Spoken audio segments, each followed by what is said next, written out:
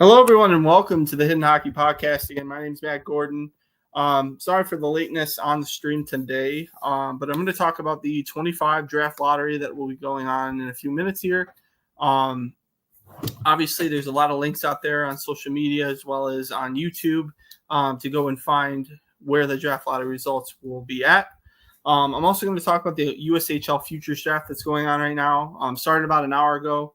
But we will talk about the various picks that were made, what teams made the most impact in terms of the 09 birth year that they've drafted, as well as look at a potential preview of the USHL entry draft that will be going on tomorrow as well for the 08s, the 07s, the 06s, and some 05s that will be drafted as well. So thanks for those that are tuned in. I'm going to go ahead and flash up the lottery odds here for the draft lottery tonight. Beauty of tankathon.com. You got to love that. And I'm going to go ahead and share the screen here. For those that are watching that are new to the channel, again, my name is Matt Gordon. You landed on the Hidden Hockey Podcast to talk about everything from junior hockey to NHL drafts, international hockey, and everything else in between. All the niches of hockey that you never see before or hear coverage of ever. So with that being said, welcome to the channel if you are new. Go ahead and share the screen here. As you can see, the odds are there. You got the San Jose Sharks obviously have the 25% chance of the first overall pick today. The Chicago Blackhawks are also the second best odds at 13.5%, followed by Nashville, Philly, Boston, Seattle, Buffalo, Anaheim, Pittsburgh, the Islanders, and the Rangers all have an opportunity to get the number one overall pick. And, of course, my beloved Red Wings, the highest they can potentially draft is 2. So we will see what happens here. Nathan has a comment here. It says, let's go Blackhawks.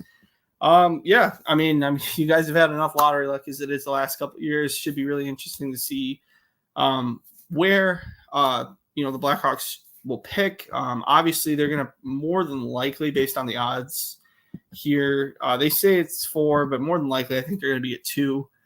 I really think they could add an impact player there in the top 4. So it should be really interesting to see what happens with the draft lottery tonight. So thanks for the comment, Nathan. Thanks for also subscribing to the channel. Really appreciate you being a part of the movement that is Hidden Hockey. So I'm going to go ahead here as well. I got to actually look at the live stream myself since I don't have full access to the draft lottery.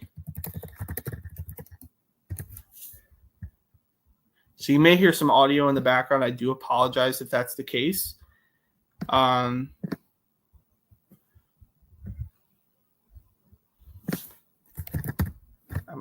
definitely a little bit behind for sure. So let me go ahead and load up ESPN Plus here. I can't share the stream, unfortunately, just due to copyright reasons and various things. So I will do my best to provide my immediate reaction to all these things and talk a little bit more about, who has what picks I think are going to be drafted. And I might even talk a little bit today about those that really impacted the U18 tournament this past week, seeing what kind of options, different teams have. So put this here.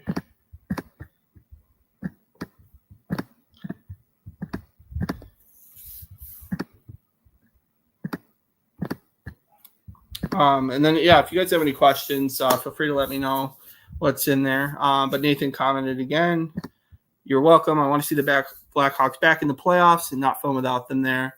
Imagine being a guy who's a follower of the Red Wings. You obviously know how long we've been out of the playoffs. Obviously, we had a lot of success beforehand, though. So me and you were in some of the boats, but appreciate it, Nathan.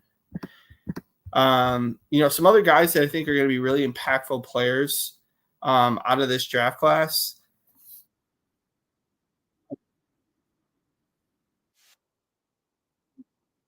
The Islanders is picking.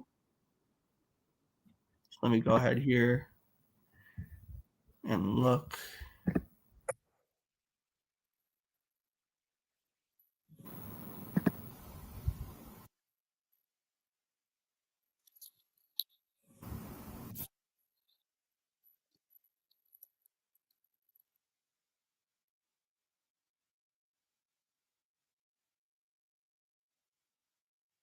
7 here on here.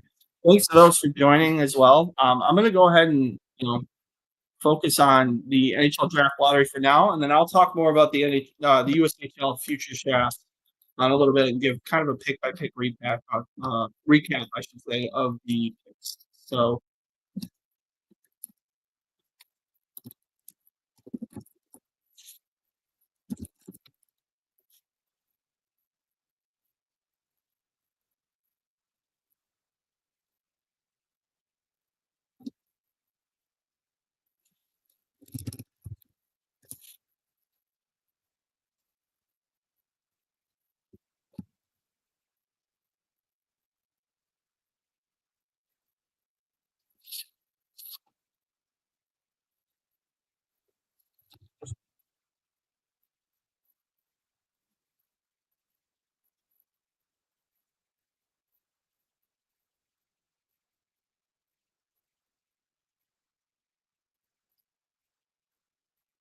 wow. So we got Utah, Calgary still have an opportunity here at the number 1 overall pick, along with Chicago, Nashville, Boston, and San Jose.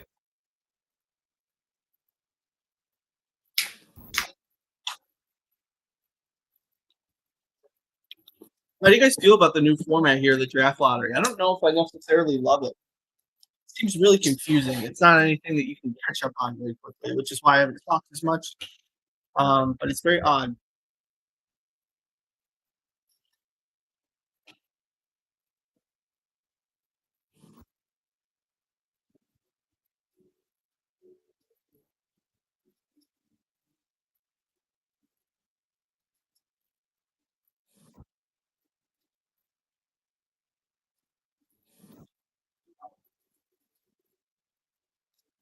The New York Islanders are going to have the number 1 overall pick. What about that? That's crazy.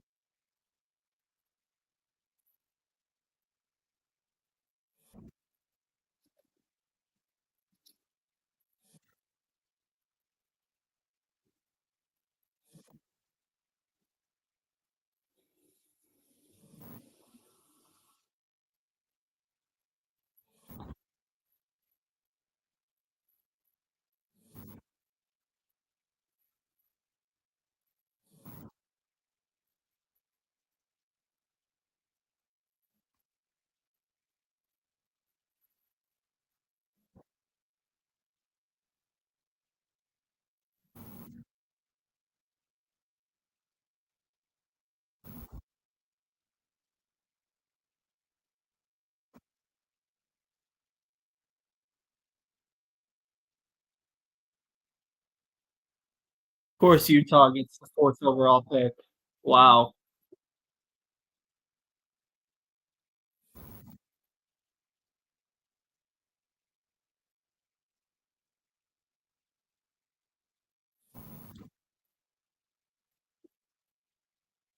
So we got the live order right now for those that are just tuning in.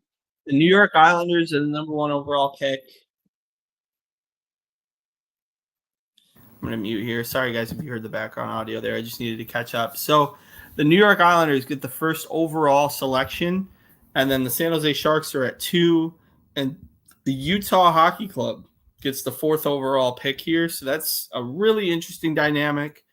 Very odd situation there. Not what most would have expected, obviously, but interesting nonetheless. Like I said, I think this new method with the draft lottery is very weird.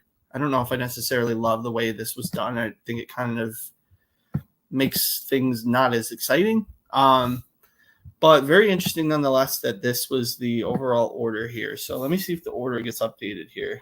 It is already updated. So we're looking at that order right there. You got the New York Islanders at 1, San Jose at 2, Chicago at 3, Utah at 4, Nashville at 5, Philly at 6, Boston at 7, Seattle at 8, Buffalo at 9, Anaheim at 10, Pittsburgh at 11, Rangers at 12, Detroit at 13, Columbus at 14, and then you go into Vancouver at 15.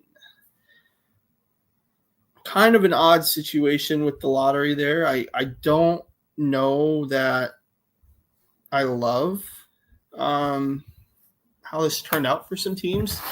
Who do I think the Islanders are going to select with the first overall pick? My personal opinion is that I think there's a small chance here that James Higgins might go 1. Just because he's a local guy, has played in New York most of his life. He's from Hoppage, New York, which isn't too far away. To me, I think there is a lean there, actually, towards Higgins. After that, I think they would look at somebody like Schaefer and Misa. Definitely could be considerations, but a part of me really thinks they're going to go with the hometown kid at 1. And, they're going to go and get James Higgins, which is really interesting. And then at 2, San Jose really honestly is in a great spot. If they go and get Higgins, they're still going to get the guy that they wanted. Whether or not that's Michael Misa or Matt Schaefer, that's to be determined. Or maybe they go completely off the board and go for Anton Frundell. Maybe they go after Eklund's brother, Victor Eklund, and goes number 2. Chicago is going to have a real opportunity to get a player there as well. It's just all going to shake into different things. I'm very curious to see what happens going into the rest of this going on. So very interesting in terms of how the results worked out. Just an odd situation all around. But you know what? One would wish that, some other teams got a break, but at least the Islanders have not picked 1 for a very long time. I believe the last time they picked 1 was Rick DiPietro. So with that being said, not much of a preview show for this on here, but, if you guys want to talk more questions about the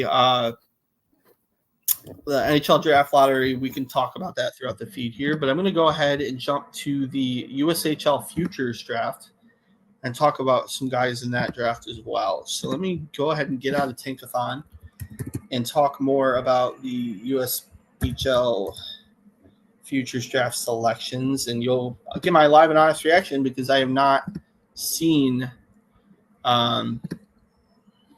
any of the draft picks so far, so I am behind. So we go ahead here and load the drafts here.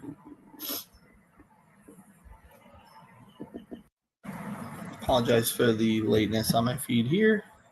But going into now the futures drafts.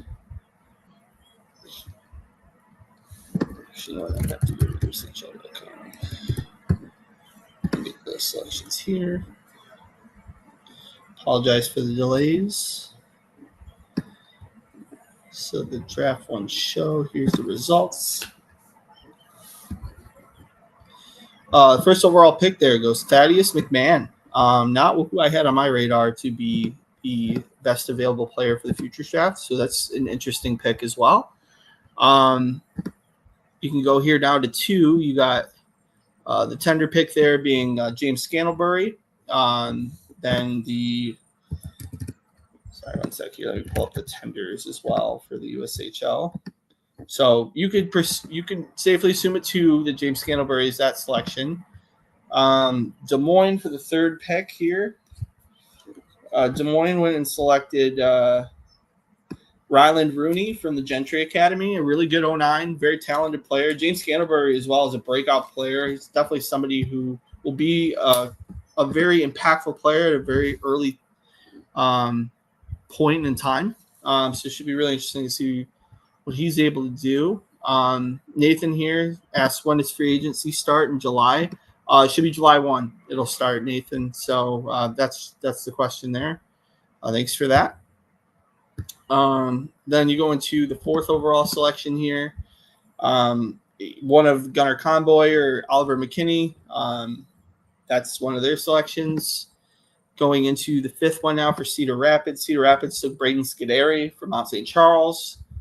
Going into the 6th for Tri-City. Tri-City Storm took Oliver Ozagani, who is one of the more talented Slovakian 09s, who's played in North America for a couple of years and really dominated on all sorts of levels in the 15U and 16U level. And then going into, some additional stuff here.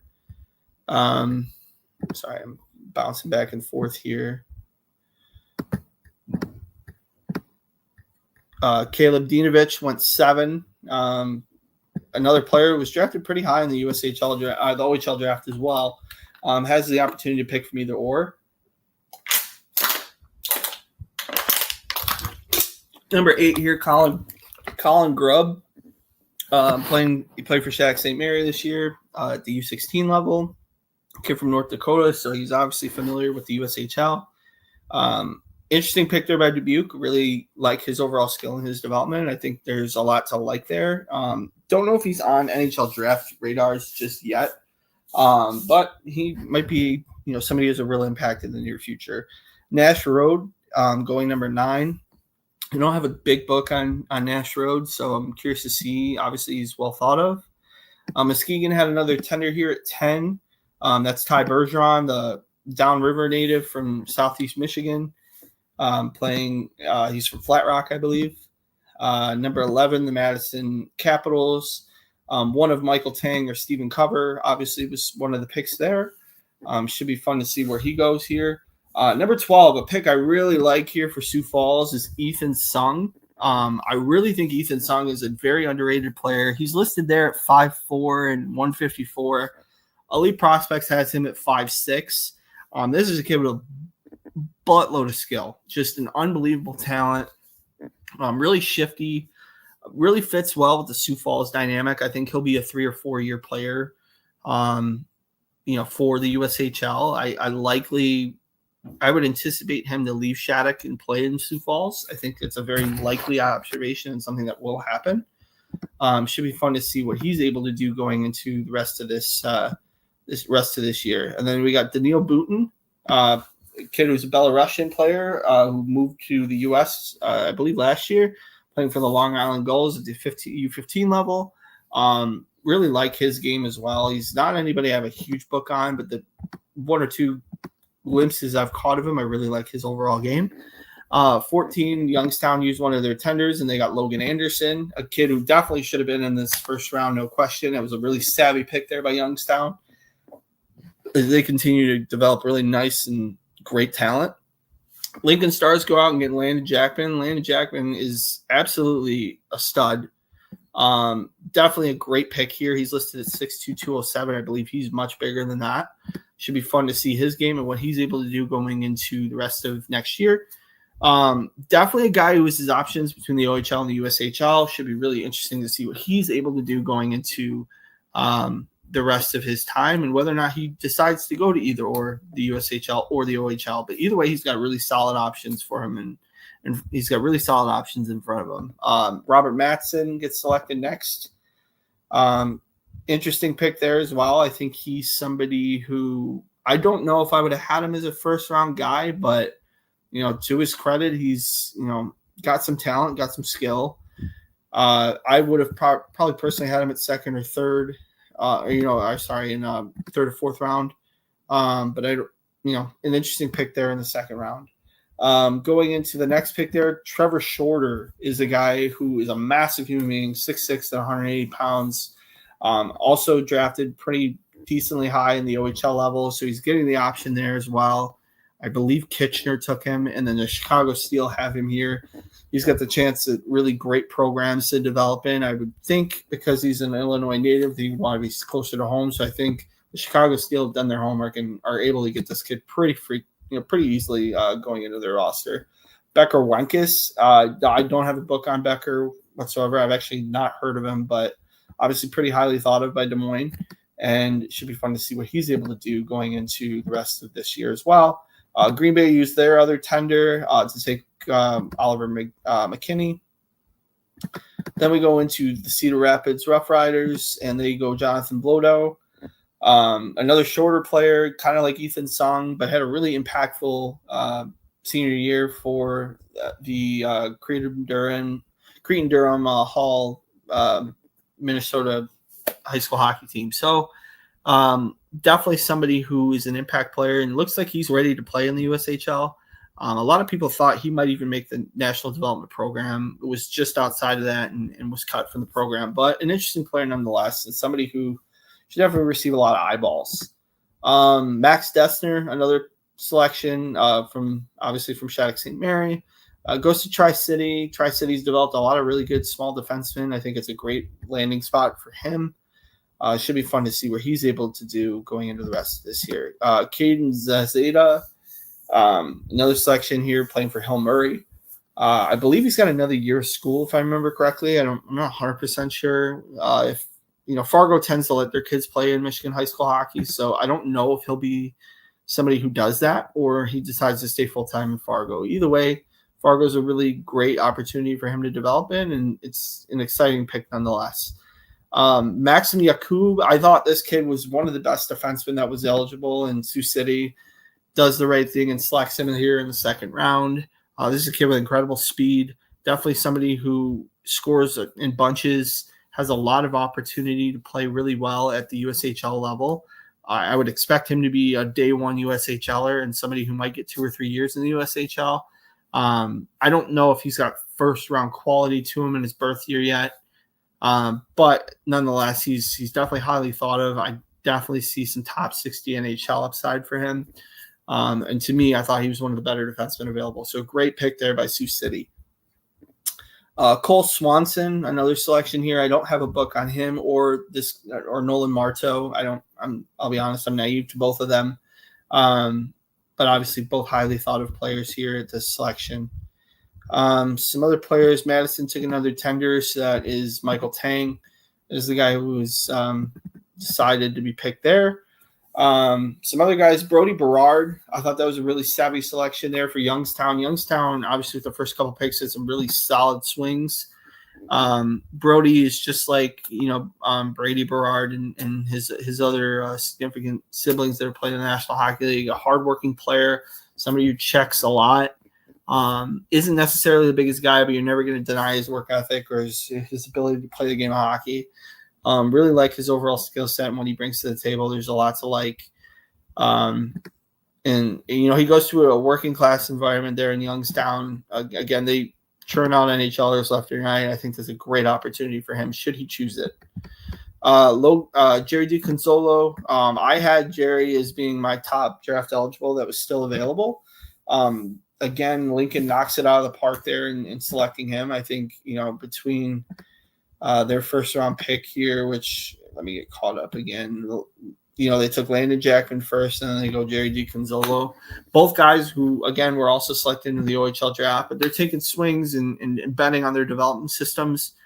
I really like the fit here for Lincoln with Jerry DiConzolo. I think they have a really talented group in Lincoln, not only from the 05's perspective that are, they're going to lose guys like Giovanni DeJulian, they're going to lose Hunter Anderson.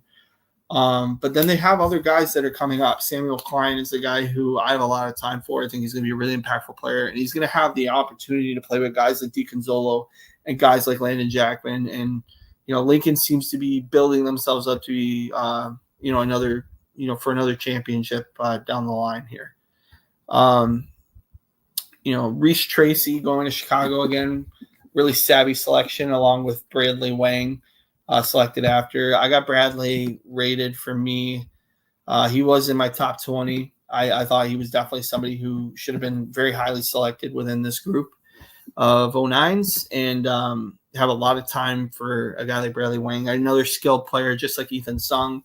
Both of them played really well in their respective groups in similar roles, being really offensively dynamic players. Managing power plays really well. Both of them are going to be really impactful players at the USHL level. And Demoni got a great pick there. Reese Tracy is another shifty guy who played along with Logan Anderson. He's going to be now picked by Chicago. I think that's a really good selection and definitely somebody who I could see, should he get a little bigger, he might breed into somebody like a Michael Hage. Might be somebody who, is close to his upside. So I got a lot of time for that selection. Cage Flory here, another great selection here. I think he's a super talented player. He'll be a little short. Had a good OHL Cup. I thought he was really impactful for Chicago. For the Little Caesars U15s. Only caught, glimpses of him in his game, but this is a kid who I think is super explosive, definitely offensively dynamic, and has a great motor as well. Good savvy pick again by Chicago as well. Caden Jackman, that's another selection I really like for Waterloo there, along with Anthony Valenti. All three of these players are guys that have dominated the U15 level in some way, shape, or form. Valeni, I don't believe was selected in the OHL draft.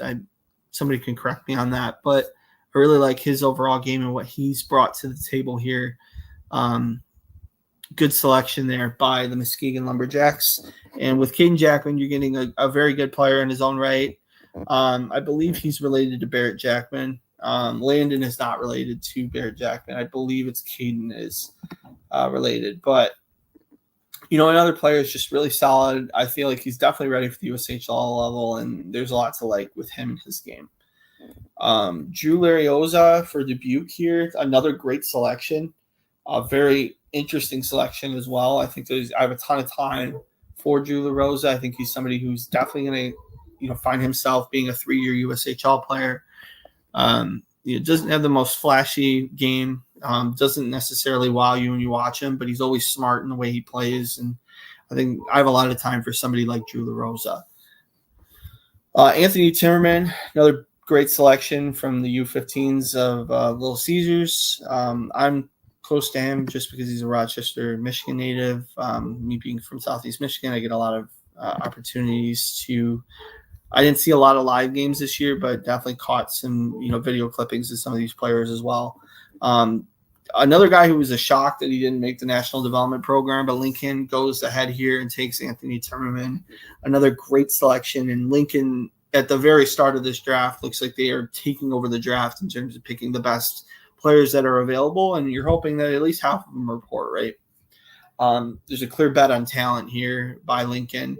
And it should be cool to see what happens here. And then you got Enzo Dominic Antonio. Hope I nailed that. But a great player as well. He's somebody who I have a lot of time for. He's definitely got a real skill element to his game. As far as Enzo, I had him at 16 on my board. So another guy who was taken off my selection here. Really like his game. I think, again, Lincoln knocks it out of the park. I think they've been 4 for 4 so far in terms of their picks in the USHL Futures Draft. Going into the rest of this here, just recapping as well, Max Pankin was just playing in the U18s. Really good selection here. If they can get Max Pankin to come over to Muskegon and play at the USHL level, this is a massive steal.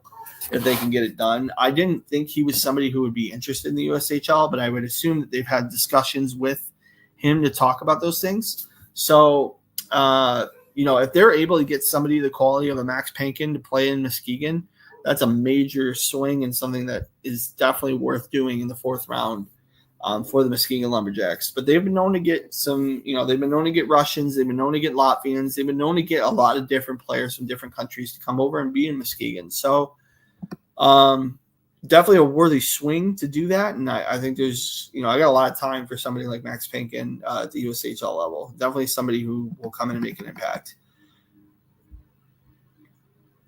Some other players here to talk about. Sioux City here with Paul Schinschnig, sorry. Another really talented 09 player, has played at the U18 level, at the 1A level, as well as the U20s this year. Very, much a water bug style player. He's listed here at 6 foot, so obviously he's probably grown. But again, another late born. He's a 2028 draft eligible for the NHL draft, so you can get him for a couple years. I love his game. I think he's a great savvy selection here by Sioux City. If they can pull him over to the USHL, I think he will be an immediate top 6 player for them and somebody who could definitely make an impact at the USHL level. Lucas Cochlear here. That's a great selection as well. I can't believe that went. Youngstown gets him in the 5th round here. A lot of time for Lucas Cochlear. He just played at the under-18s this past week. Didn't have the greatest tournament, but I thought he was somebody who acquitted himself really well as a double underager. I got a lot of time for him. I think he's going to have a ton of, real great potential in terms of, where his game's going to go. And, I got a lot of time for, Lucas Cochlear and what he can bring to Youngstown, should he want to come to the USHL. Do I think it's likely he'll come to the USHL? I doubt it. I think he'll probably want to stay in Czechia and develop at the U20 level, as he's already getting time there, and he should be somebody who has the opportunity to do some good things here. So it should be fun to see what he's able to do going into his junior career for the next couple of years. Caden Zaborzan, another U15 player. He's listed here at 5'5" and 136. I think he's actually a little bigger than that.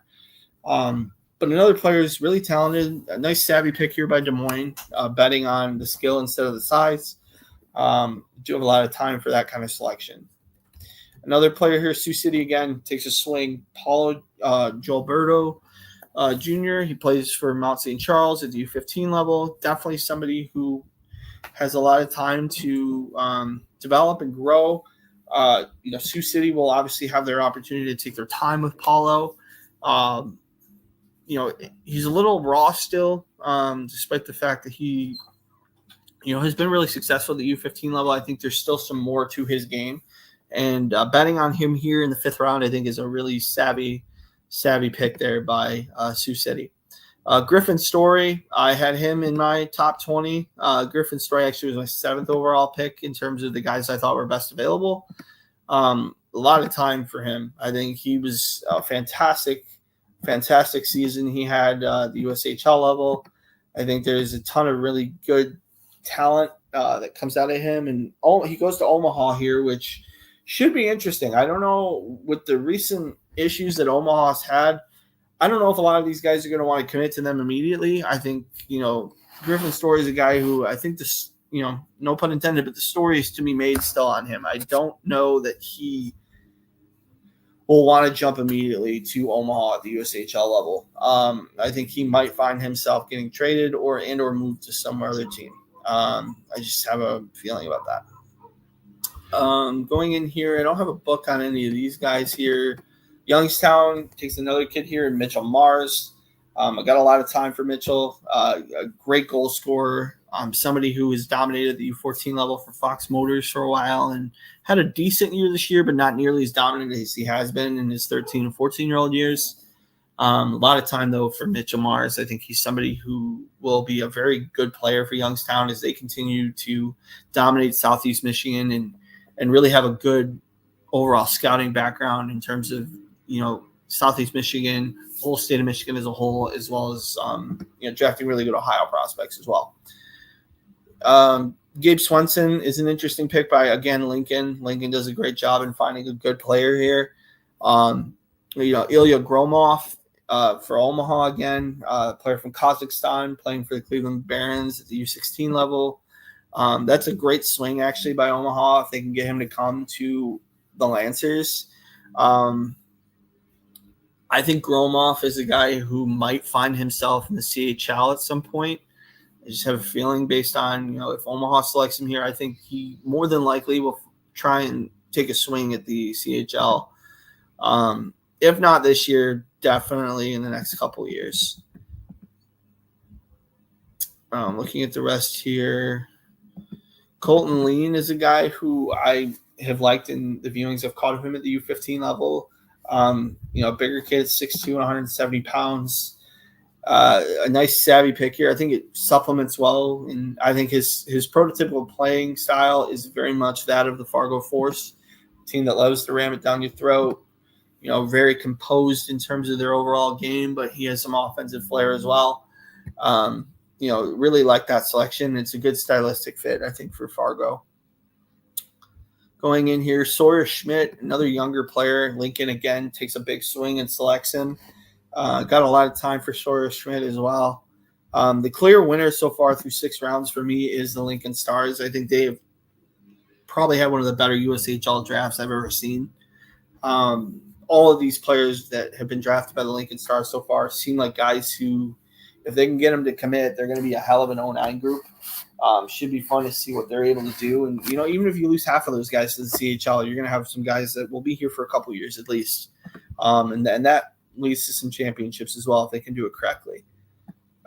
Going into the rest here, Colin Verratti is an interesting player. Dubuque, it's a good selection by them. Had some pretty decent viewings of him as well. Caden Pellegrino, that's a phenomenal selection. To get him in the 7th round, I think is a great pull. I got a lot of time for him. He's played at the prep level already. He's done a really good job in terms of managing his overall game and what he can bring to the table. I got a lot of time for Caden Pellegrino. And then now I'm caught up here. We're in the 8th round. But so far, I really like what the Lincoln Stars have done. I think they have been tremendous in terms of their selections and what they've been able to do. I think, that was a quick and dirty recap of the draft so far. But, my clear winners right now are Lincoln, and I think Youngstown's had a very good draft as well. Some of these other kids that are selected, I think, I don't see any weak drafts necessarily, but those 2 drafts definitely stand out to me. And Lincoln goes ahead and gets – this is kind of the first pick I've actually been kind of surprised with is Reed Smith. I think he's a good player. I just don't know if I love that selection there. That's okay. They obviously see something in him, and, that's interesting in its own right. So, so now we're here in the 8th round, and Sioux City is going to be the selection here. Some guys who I have that are best available. Grady Schaefer is a guy who I have a lot of time for. I think he's plays for the under 15 group out of Honeybaked. Xavier Bias is another player as well. Grayson Espenshade, Sasha Abelinsky. Owen Hayes is a player. Gavin Burkhardt I have a lot of time for. Charlie Barnes. And the 3 other guys who I have here that aren't necessarily U15 players that have played in normal areas. Sean Strasser is a guy who I think is a really good late round selection. John Sisti is a guy you can get in the late rounds. And then my goaltender that I really like as well is Christian Capone. I think he's, I have a lot of time for a guy like Christian Capone. The next selection there, Brock Stevenson, talking about guys from Okanagan, Colorado. Another great selection there by Sioux City. Another shifty player, really hardworking player, great hands. I have a lot of time for what he brings to the table and the type of game he has. So going in here. Again, if you guys are, go ahead and leave comments here if you have any questions. Feel free to, leave them in here. But excited to talk more about the USHL draft and the futures draft here. And, now that we're caught up with the live picks, looking forward to those that, if you're just joining on, look forward to hearing more. If you're rooting for anybody, that'd be cool. If you're looking for any players that you're interested in learning more about, feel free to let me know and give me a buzz. I'll do a recap on more of this as well.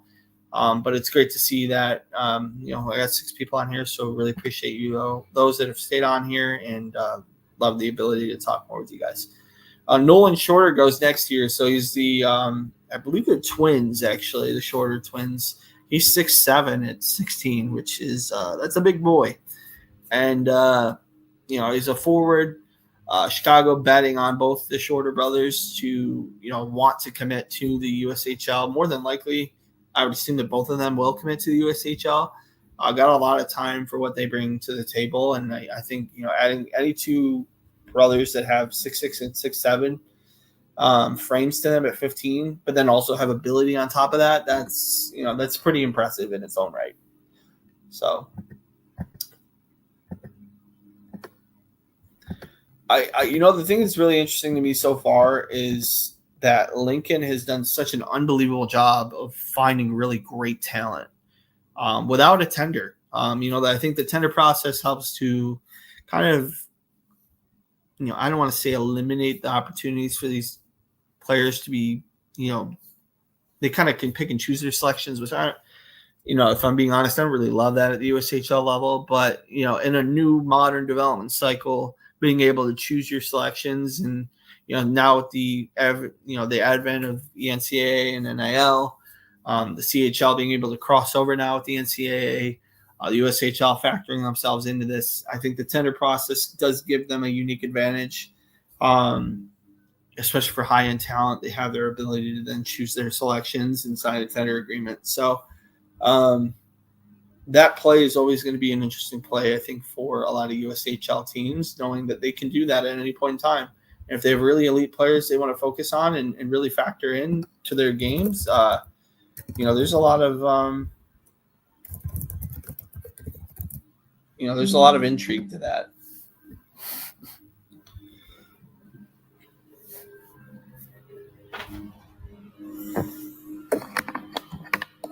I don't know if you hear. Sorry, apologize. I don't know if you guys hear the lawnmower in the background. That's my neighbor doing his lawn, so apologize for that.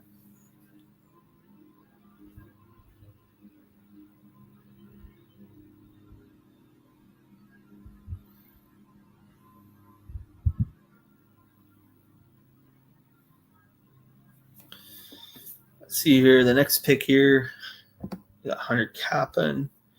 Don't have much of a book on him at all, but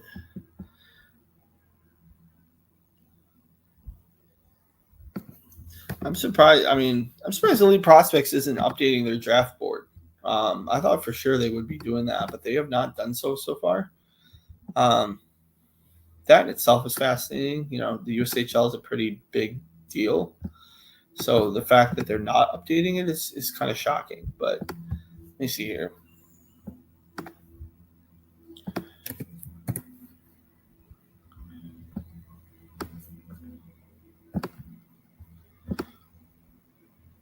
You got Beckett Schillings is another pick here as well. Don't have a huge book on Beckett Schillings. I think the 2010 birth year, I'm going to try my best to get a lot more games here. To see what we can, so I can get more viewings on each one of these players. Over the course of the year, I'd say, games that I can actually scout and look at, I probably look at about 80 to 100 games a year, and that's with partial games. That's with, full viewings of players, different things like that. We shall, we shall see what I can do next year. I'm hoping to maybe get some more viewings of players live as well.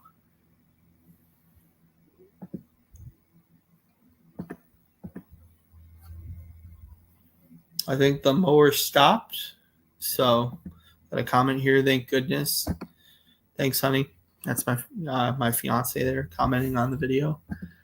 Going into the rest of these players that are still available, I'm pretty shocked that a guy like Grayson Espenshade is still available, as well as Sasha Abelinsky. Both players to me I thought for sure that both of these guys would definitely be gone by now. The other players, there's Grady Schaefer is a guy who I think could be selected somewhere else as well. The interesting thing about a guy like Sasha Abelinsky is, he wasn't drafted in the USHL draft. He wasn't drafted in the OHL draft earlier this month. And, for him not to be selected here so far is very shocking, considering he's dominated at the New Jersey high school level. At the U14 level, he's been very dominant as well. Had a really good Select 15 camp for the U.S. Really odd that he's not selected so far, but, definitely should be a candidate to be selected before it's said and done. Grady Schaefer, I think, should be selected as well. I have Brady is my best available right now to be selected. I have him as my third best pick out of the 09 groups that I've seen. I think he's a really impact goal scorer. He's somebody who has got a really good shot. He's not afraid to pass the puck either, so he's got a great ability here. I apologize for my leg. But there's a lot of game he has and a lot of skill he has. So it's surprising that he hasn't been selected either. And then Owen Hayes, a lot of guys have already been selected from the Okanagan, Colorado U15 team. He's a guy who I would expect to be selected here in the not so distant future, along with Gavin Burkar, who also was drafted in the OHL draft. And I'm going to double check when. I think he was drafted in like the third or fourth round, so maybe he's got to lean towards the OHL. the Western Hockey League. I apologize. He's a Western Hockey League player, selected by the Prince Albert Raiders. So he might have a likelihood to go to the Prince Albert Raiders. Should be interesting to see what he's able to muster up here. Obviously here Tri-City got a guy who I don't think was actually previously in RinkNet, apparently. He's a defenseman from Avon Old Farms.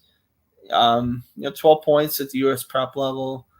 Obviously, there's a real want there by somebody here at the USHL Draft. And, I'm sure Neutral Zone is got a really good write-up on him at some point in time. And he's probably caught him in a few viewings. So, for those that have stayed on, appreciate you guys staying on and watching. Got 6 of you, so that's great.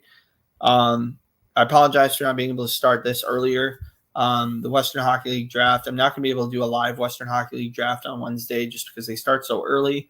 But what I will do is in a couple days, I'm going to do a recap stream of this as well as the USHL entry draft that will be happening tomorrow with my thoughts and opinions, and probably talk more about the under 18 tournament that just concluded this past week as well. I'll do like a big recap of both drafts as well as the U18 tournament and talk about, the different players that have made some real international waves going into the rest of this year. So the intrigue in this as well for the USHL is I think I expected more Canadians to be selected here in the USHL draft. It's interesting that there hasn't been more activity. There's a few guys that have been selected, but not nearly the amount that I thought would be selected so far in the USHL draft. I'm going to look right now and see offhand what we have here. I mean, Michael Tang is a guy who was selected. You've got, let's see here.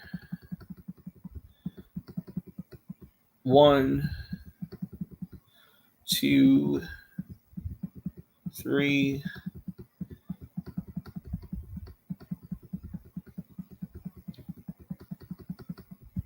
They only got 3 Canadians selected so far, which is very surprising, considering the OHL and preferably probably the Western Hockey League now that they have a U.S. prospects draft. They seem to be pulling more American players, but Canadian, the Canadian areas. One kid who I was surprised wasn't selected in the in the OHL draft last month was a goalie in Ian Kubelka. I could see him being selected here today. I think he's one of the better goalies that could be selected in this draft. Very surprised to see that he hasn't been selected so far. He had an unbelievable year at the U16 loop in, the minor midget loop in Canada. I think there's a lot of time for somebody like him to, be able to find his game and be able to, find himself here in the junior circuit here. So, some other picks, we're waiting on Fargo here in the 8th round. The USHL draft goes through, I believe, to 15 rounds. Yes. So we're halfway through the draft already. Should be really interesting to see what kind of players get selected here going into the rest of this year. And if you guys have any other questions that aren't related necessarily to the USHL draft, you want to talk about the draft lottery, feel free to leave those comments here on the right-hand side as well. I'm very interested to hear, the opinions of others, as well as I might do a little post lottery mock and do a separate video of that might come out either later this week or next week. Just recapping over the various prospects that are going to be eligible in the 2025 draft. So NHL draft for that rather.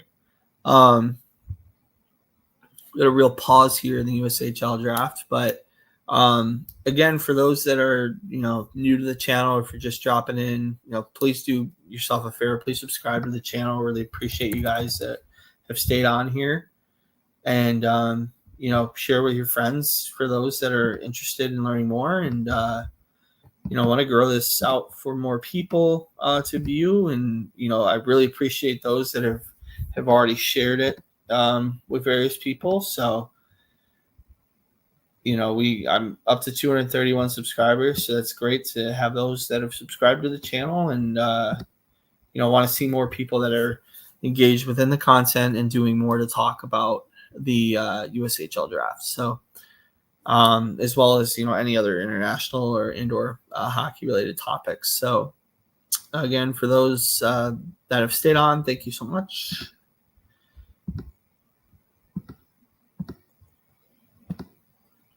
Man, Fargo's really taking their time here. I'm going to refresh here. There we go. Knew there was something wrong here. So Nolan Schneider goes here to Fargo. Great pick here, actually. I think Nolan Schneider is a guy who I would have anticipated in the 4th or 5th round. Fargo gets a good pick here. Good savvy selection there by the Fargo Force. Cash Hardy, an all-name team kid. That's first round pick when you're talking about names. Playing at the U14 AA level in Minnesota. Don't have a book on him. Interesting that he would be selected from the 14U AA loop, though. So, again, like I said, the players that are, I don't have any more defensemen left on my list in terms of guys that haven't already been selected. But the main two goalies I don't have that haven't been selected so far is Christian Capone from the Yale Junior Bulldogs and Ian Kubelka from the U16 loop in minor midget in Canada. Both guys who are 09s who definitely should find themselves on a junior roster somewhere in North America. Sioux Falls is up for the selection here. We're halfway through the 8th round. I won't be able to do a live stream tomorrow of the Phase 2 draft, but like I said earlier, I will be doing a recap of the Phase 2 draft. I do have a preview ranking that I will put out tomorrow on all the social media feeds. So that'll kind of be my best available chart, if you will. And very excited to see where where different guys are going and that kind of stuff. So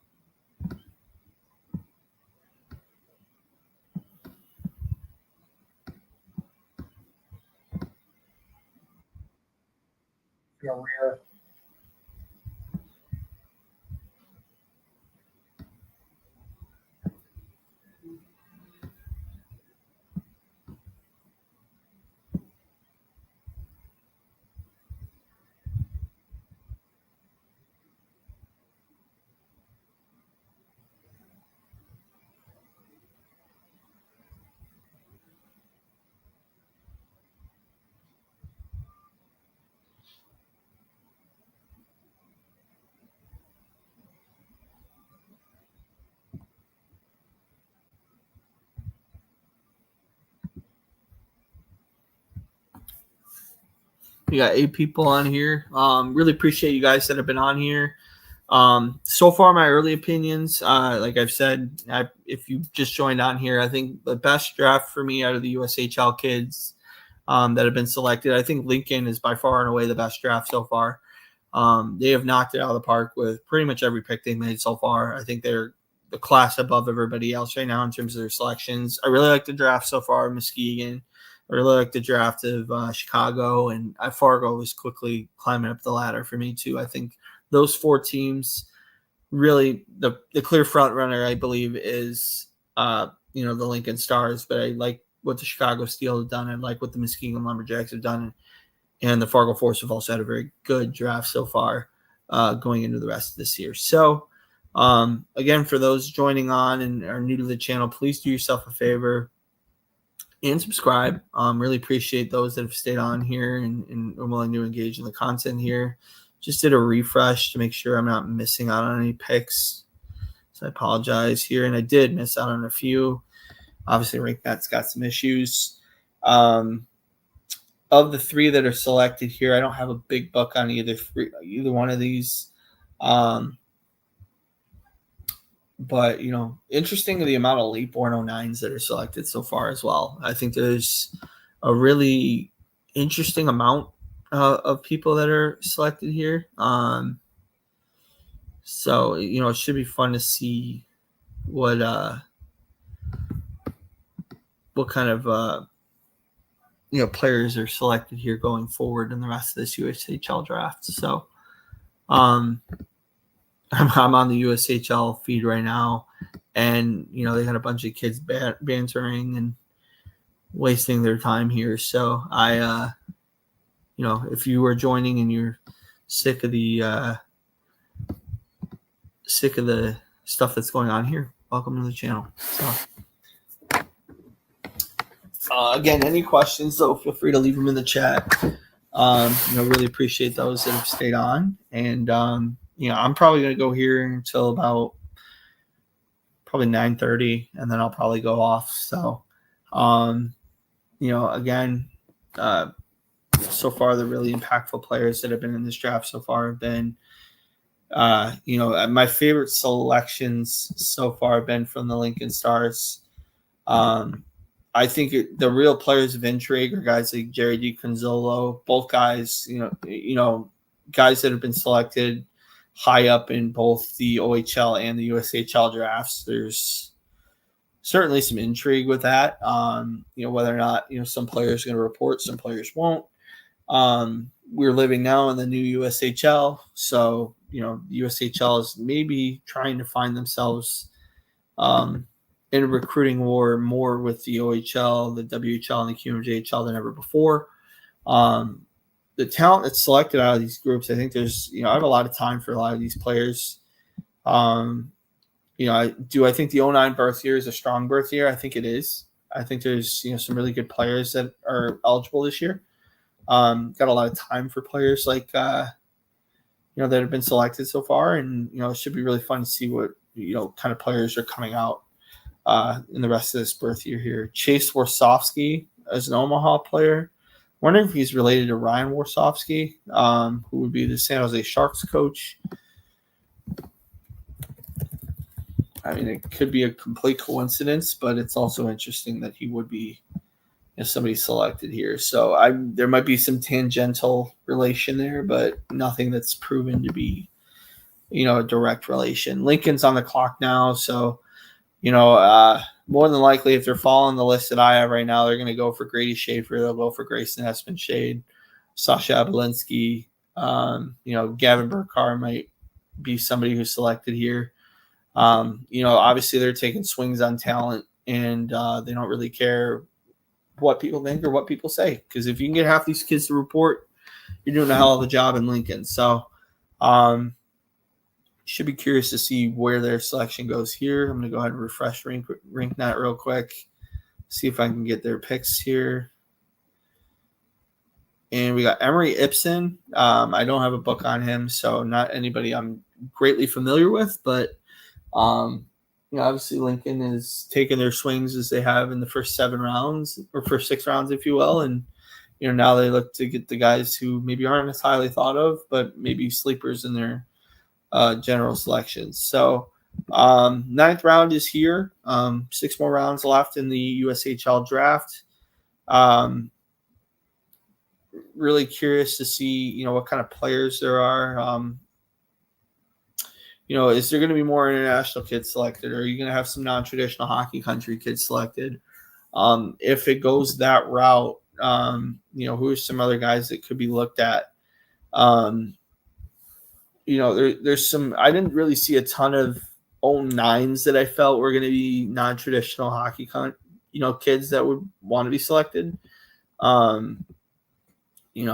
I think next year, will a team take a look at a guy like Dominic Zelazny, for example, a real dominant player, somebody who, will likely want to play in North America at some point in time.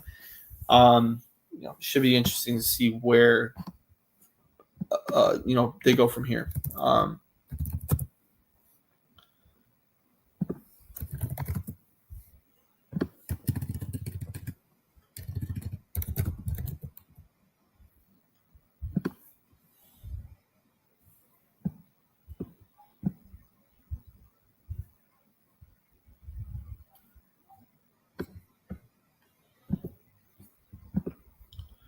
Going into the rest here, I think that's real slow, man.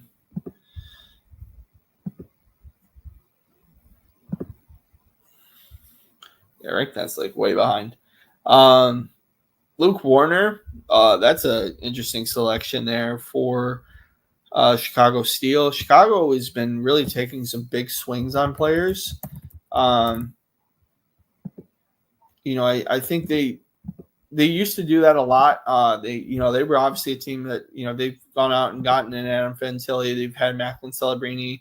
They drafted, Matvei Michkov when he was eligible for the USHL draft. They don't mind taking swings, and they're usually one of the more exciting teams, in this USHL draft on a regular yearly basis. So, and then Caden Tate there for the Des Moines Buccaneers. If they can get him to commit, that's a really savvy pick there. Caden's one of the better goaltenders. I felt like that was available at the 09 group. Had him probably closer to like a 40 or 45 in terms of what I thought for the birth year. But really intriguing player nonetheless. I think he's somebody who is definitely a really highly skilled player. He's already, almost 6 foot tall, at 15. So, the likelihood is that he'll probably be a 6'2", 6'3" goaltender, which definitely fits in the pro scheme. Huntington Beach, California, obviously not the most traditional hockey hotbed, but California has really got a lot of kids produced out of this group here. And, they're growing in terms of what they're able to produce, the type of players they're coming up with, the overall talent that's coming out of California. There's a lot to like. And obviously this isn't something new to those that really follow the USHL draft.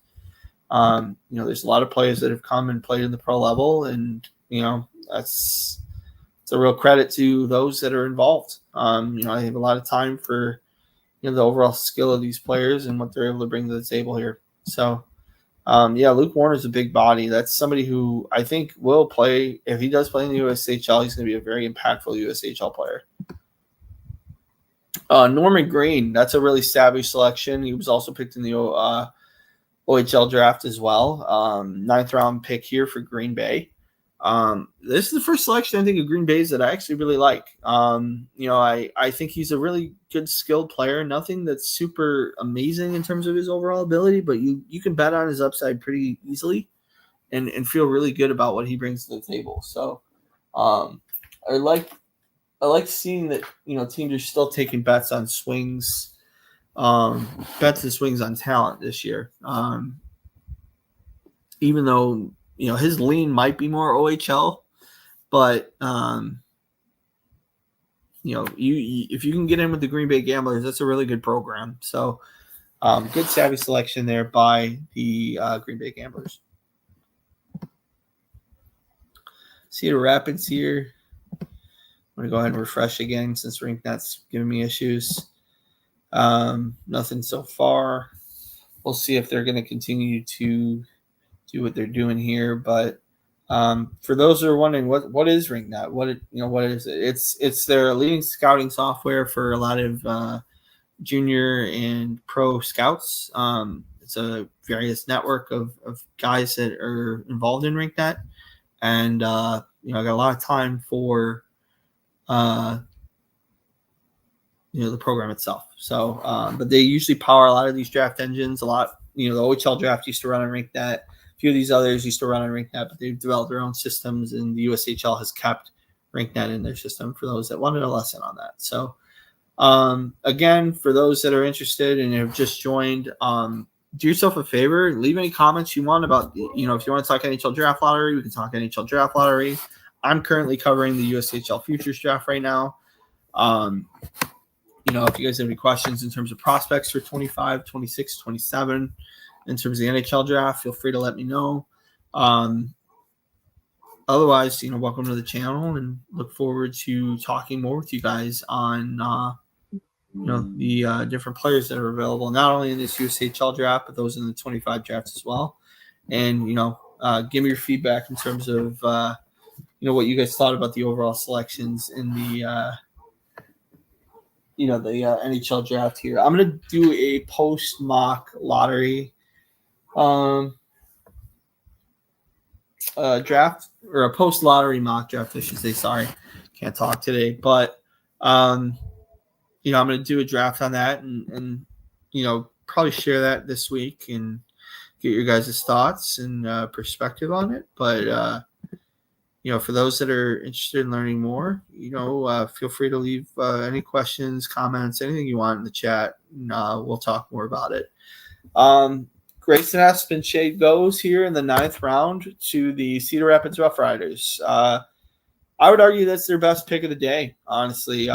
Grayson is a guy who I had pretty highly ranked. I had him at 5.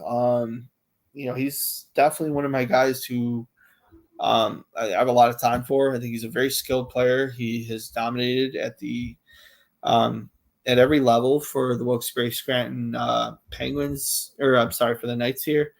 Every game I've watched his, I've been really impressed with him and very talented players in their own right. So, and then going into the rest here, you got Quinn Bumer, another really highly rated goalie, another late-born player as well for the 09 grouping. So I don't know what it is about late-born 09s, but to get that extra year, obviously, is something that a lot of scouts evaluate and think is really impressive. And if you're dominating within your group, it seems like there's an inherent advantage to the late-borns if you can be successful. But Quinn Bumer is a guy who, Tri-City should really like him, and I think he'll definitely be a starter for Tri-City and the Storm for a long time.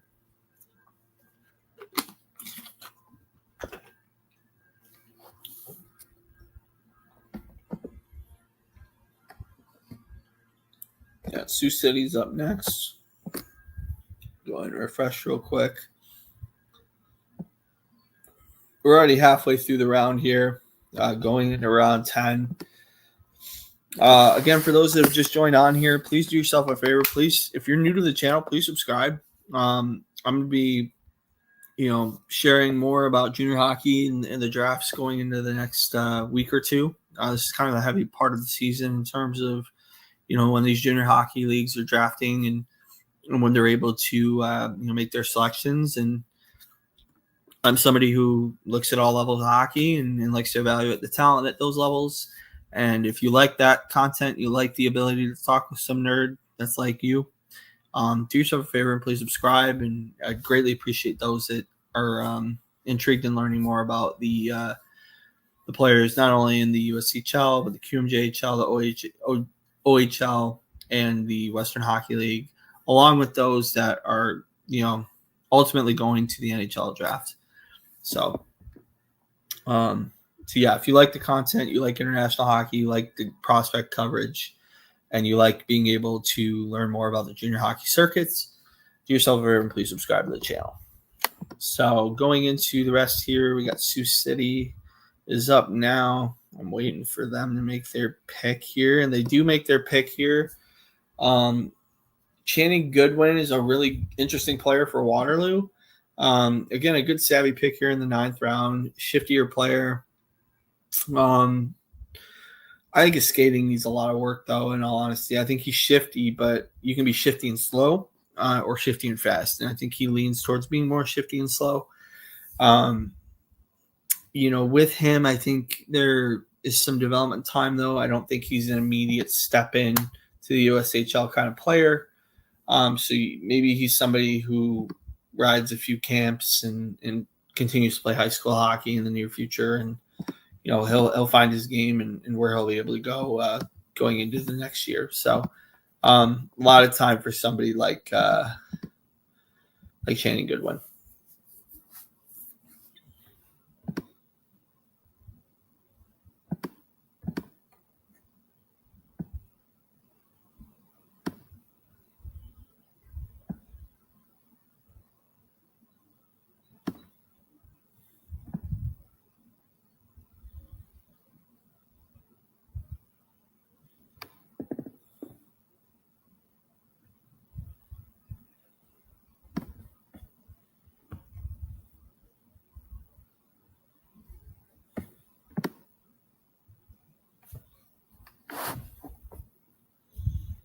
Let's see here. Muskegon's on the board.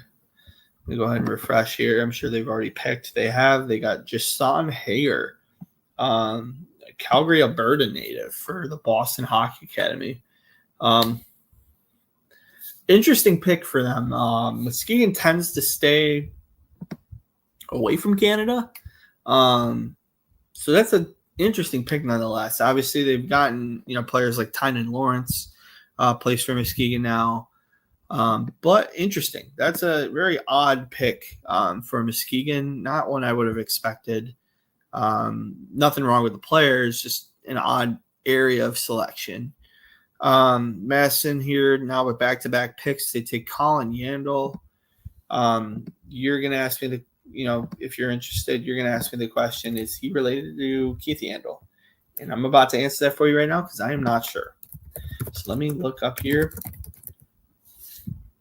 The beauty of elite prospects is being able to find these answers pretty quickly. Does not say. I would assume he is got a tangential relation to Mr. Keith Yandel, but I am not 100% sure. I don't know too many people with that last name. So maybe it's a more common name than I realized, but it should be interesting to see if he is actually related in some way. And if he does, pretty good bet on bloodlines. Going now into the rest of this year, another player that was selected in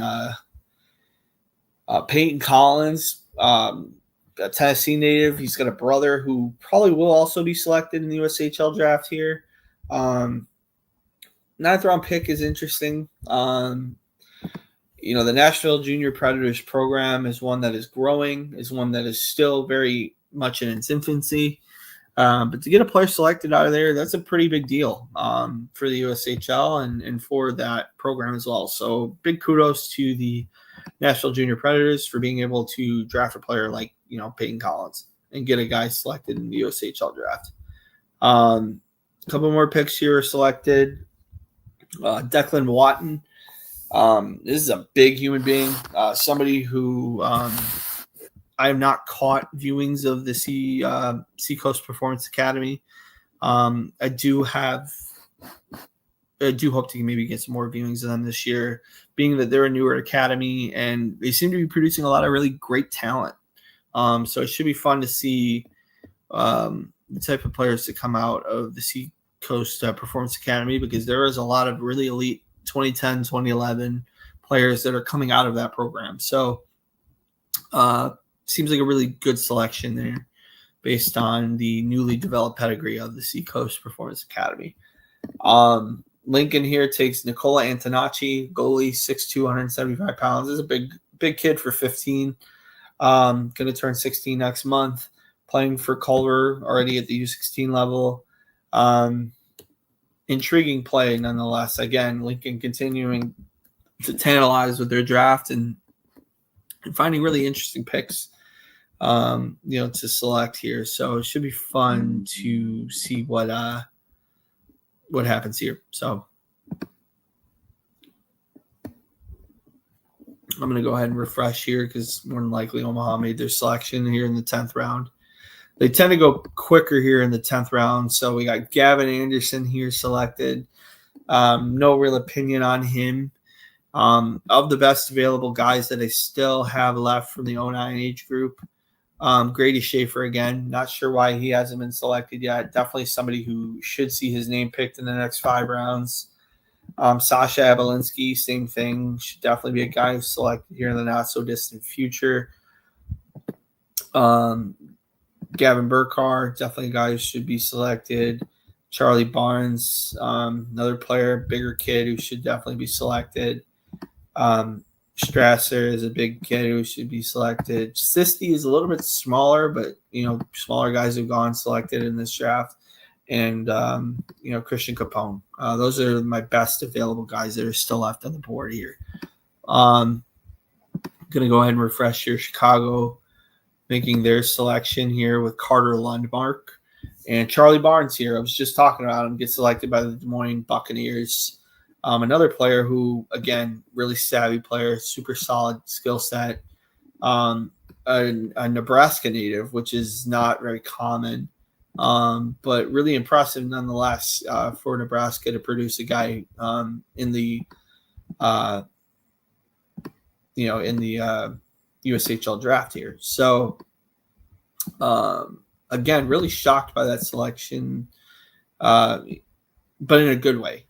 He played for the St. Louis Blues at the U15 level this year, was nearly a point per game. Before that, really did not have much of a AAA pedigree this year. So another person that you're looking at, you're betting on upside. And Des Moines, I think, really went deep into their scouting books here and found a really good selection in Charlie Barnes.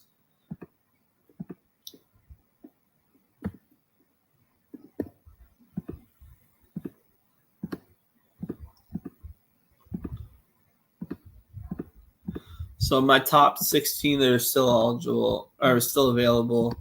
I got half of them selected, so we've got 8 more left on my list here. Had I started from the start of the draft, I probably would have put a best available together. But coming in a little bit late to the draft next year, I'll make sure that I can put a best available together pretty quickly and be able to probably spew some more mock drafts out there and get some more eyeballs on this stuff. But nonetheless, good pick there by Des Moines. I think there's a lot to like with Charlie Barnes, and definitely somebody who I think could play at the USHL level pretty quickly. Green Bay takes a massive swing here, and Dominic Beatrice, Beatrice, again, like Lucas Cochlear, they're kind of one and the same. Both 09s that have had some U20 action. He missed the U18s this year, but played at the U17 World Hockey Championships. Both guys that are extremely dynamic players playing at very advanced levels for their age. Green Bay this is a great swing here, I think, for Green Bay to take this, to take Beatrice here. Got a real good ability to his game. Great skater. Definitely a junior ready player, no question. More than likely, if you're picking him in 10 here, I don't think there's a strong likelihood that he comes. But you're claiming his rights just to make sure that nobody else does. So, a really talented player in his own right. Cedar Rapids here is going to go next.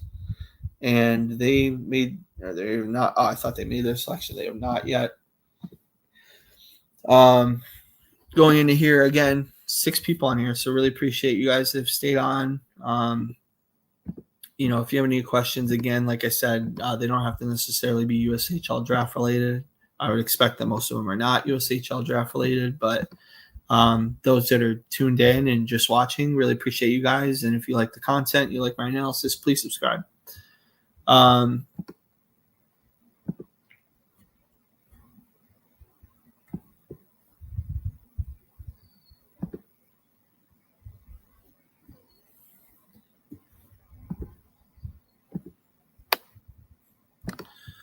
RankNet's taking its time to upload, so let me see here. Still waiting on that 140 pick. We have, let's see how many picks we got left here. We're just under 100 picks left. So we're grinding through this as quickly as we can, but it's going a lot faster than the OHL draft did, that's for sure. I would expect this to be done in probably an hour and change. So probably won't go more than 2.5 hours tonight. So with that being said, again, I will have more videos coming out in the not so distant future for the WHL draft with my recaps. I'll do a USHL Phase 2 recap as well. Obviously, the CHL import draft, when that time comes, I'll do a draft on that as well. I'll do a pick on that and talk more about that. And with the NHL draft coming up here in the not so distant future, I will be doing a post-lottery draft mock draft, and that'll probably come out later this week. So going into the rest here, waiting for the pick. Richard Olick, he's an interesting player, a Virginia native, which is not very common as well. But Virginia is finding their inroads in hockey a little bit. You look at Nebraska, you look at Virginia, they're finding their opportunities to get these kids selected in the later rounds of these drafts, and says a lot about what they've done in the last few years, because even a few years ago, you weren't seeing kids from Nebraska and or Virginia being selected more than one or two of them in their state. So, so far they both have one, but I would anticipate more non-traditional hockey states to have selections here in the last bit of the USHL draft.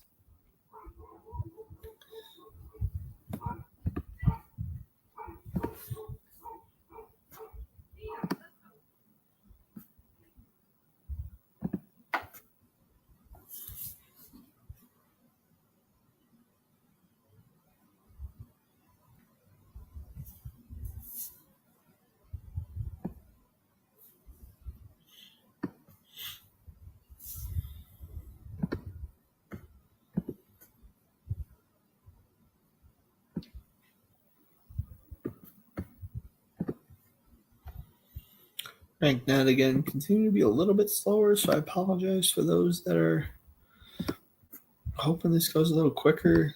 I myself am also hoping for it to go a little quicker.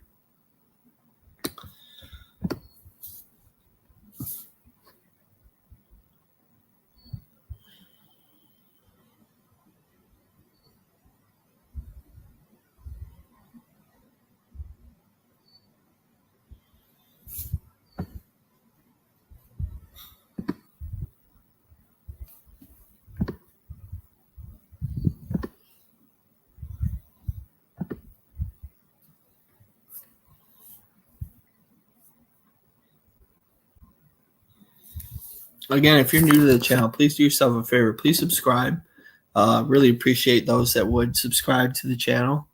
It means a lot to those that are, interested in learning more about international hockey. I got a few people on Twitch, which is cool. I got a few on YouTube, which is great. Really looking forward to talking more about the different players that are available in this draft and those that should be drafted. We got a few more selections here. Sorry, I actually hit the wrong thing here. Both players I don't have a real book on. Didn't watch a ton of USHL, or I'm sorry, not USHL. I didn't watch a ton of hockey here in the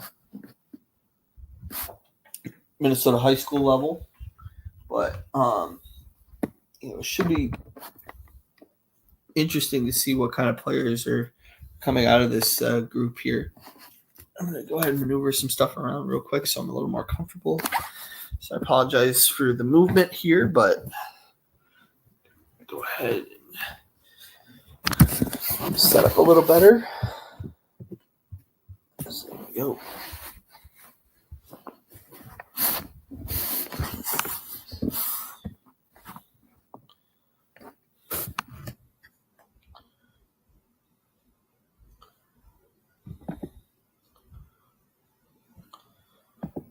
Going into the rest of this here, waiting for RankNet to load.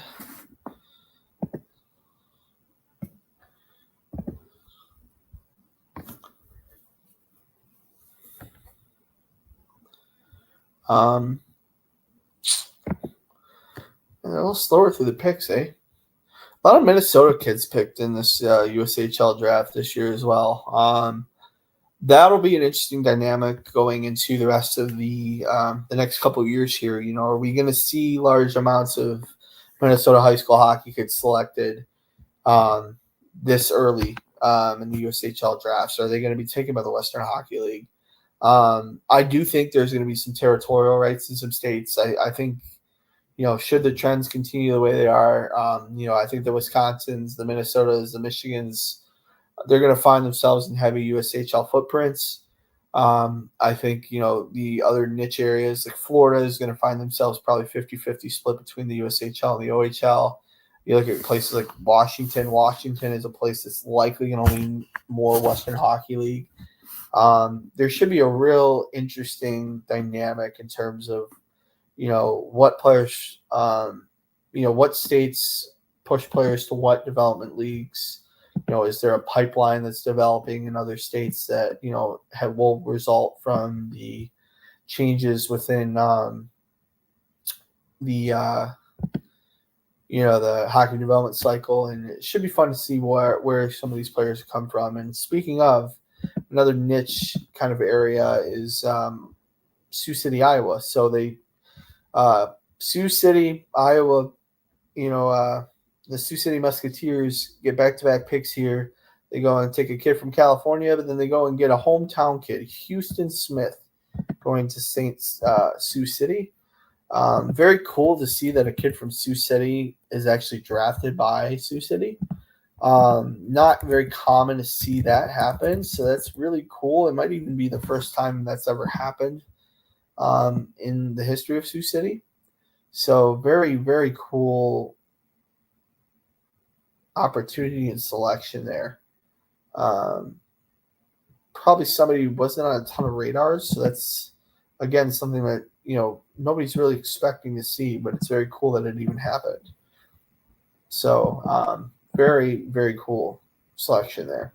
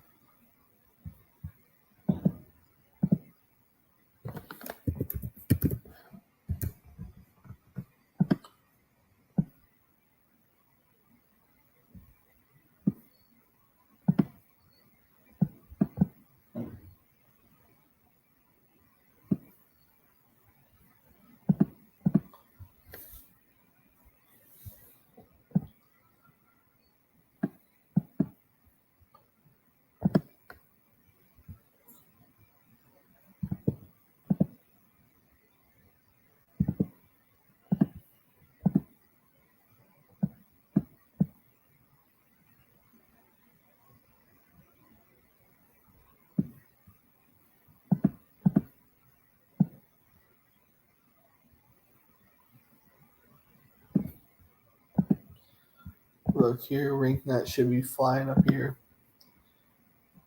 with some more picks. You do get a few more. So here we go. We got Peyton Schneider selected by the Muskegon Lumberjacks. Very good player in his own right. Somebody who I almost nearly ranked in my top 35-40. Should be a fun player to see where he's able to go and, where his development path will lead him. But, a great opportunity for him in Muskegon. Madison takes Kingston Harris here. This is a great pick here at 10. If the Capitals can get an opportunity and pull him over to the USHL, I think Kingston Harris is a guy who can have a definite impact at the USHL level.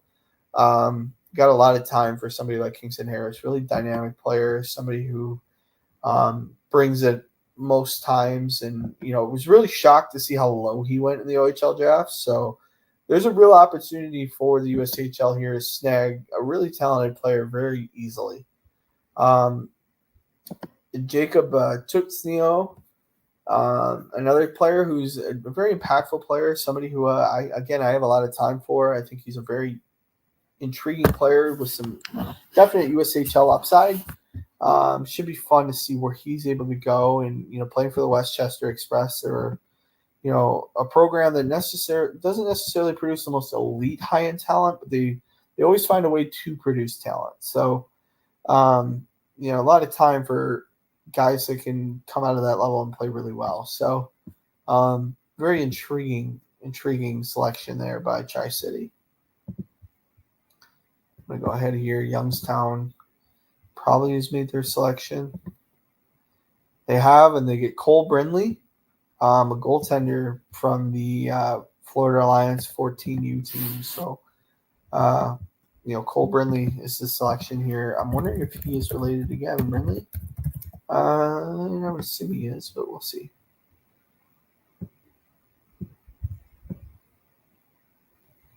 They don't say, but he is a November 09, so a late-born kid. And, an intriguing player as well. And the last pick here in the 10th round is now with the Cedar Rapids Rough Riders as they go and take, they're going to take their selection here. Let's see who that is. That will be Ethan Ginglesley. an 09 born who's playing for Avon Old Farms.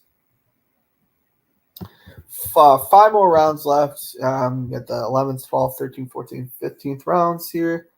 Players that are still available. Like I said, Grady Schaefer is a guy who I have a lot of time for. Very shocked that he's not found himself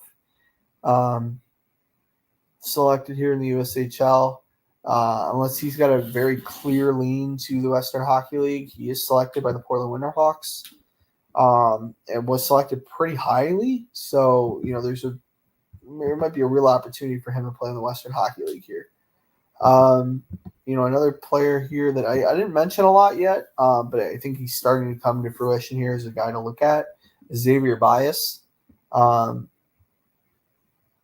Definitely, somebody who, again, playing at the U15 level, had 63 points in 34 games for the Saha Panthers or the Shaha Panthers, if you will, and played very well in Pennsylvania high school hockey as well. Very surprised to not see him selected. I've talked about Sasha Abelinsky already.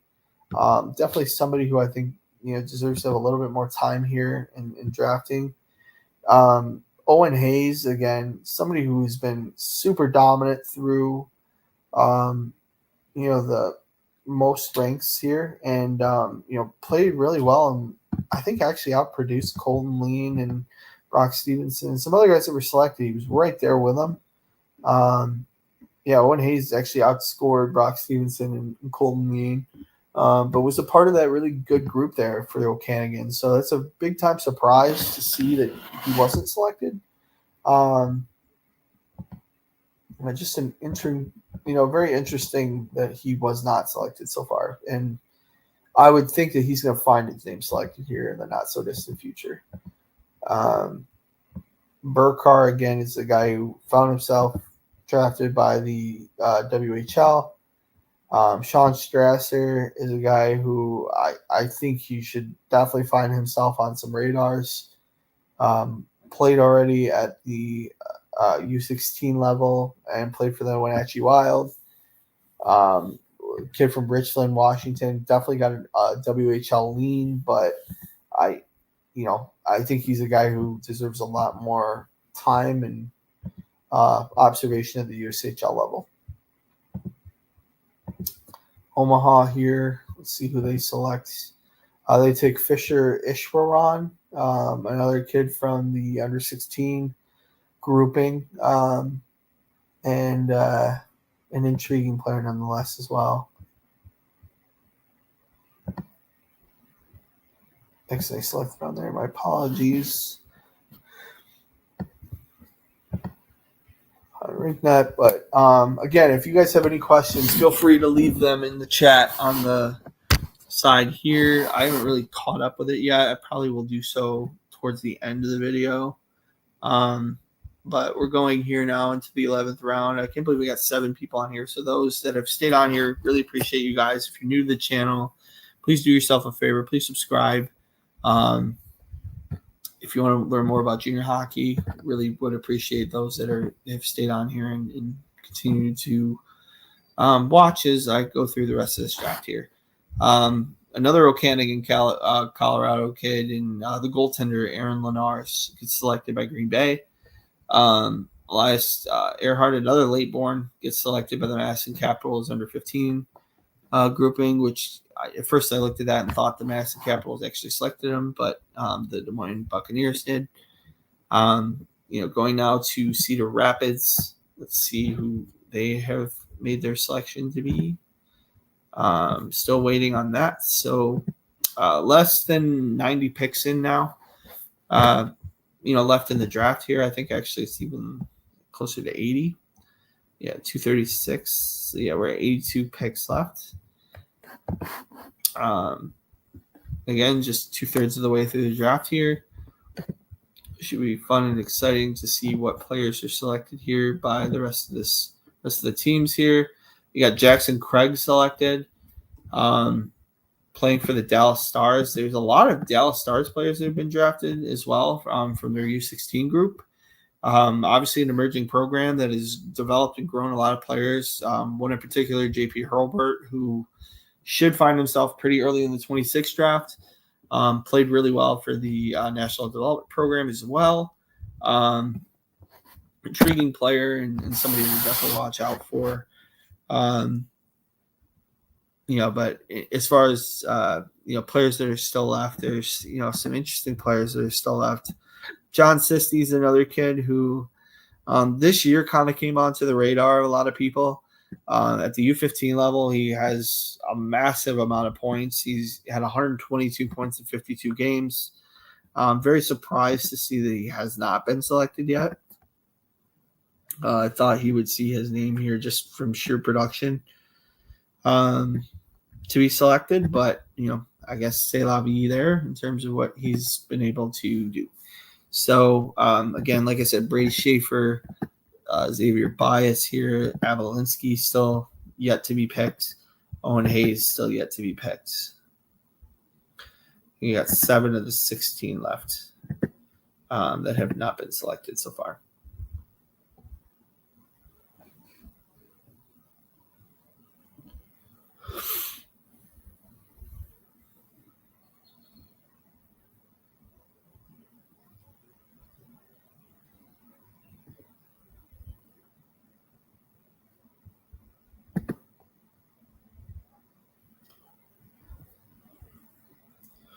Waiting on some guys here. Let's see.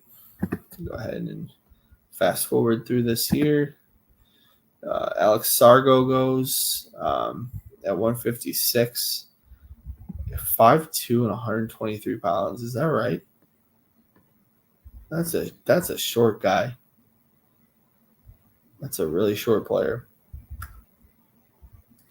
Not sure if that's an old height, but if so, that's a really he might be the smallest player actually that's drafted.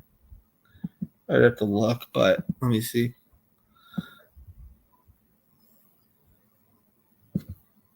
Yeah, he likely would be. They wouldn't let me sort it, but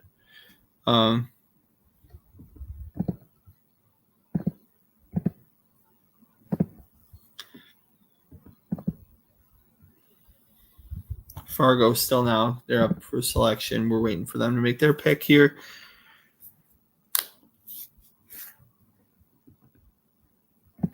Do we see somebody like Grady Schaefer go here? Do we see a Sasha Avalinsky go here?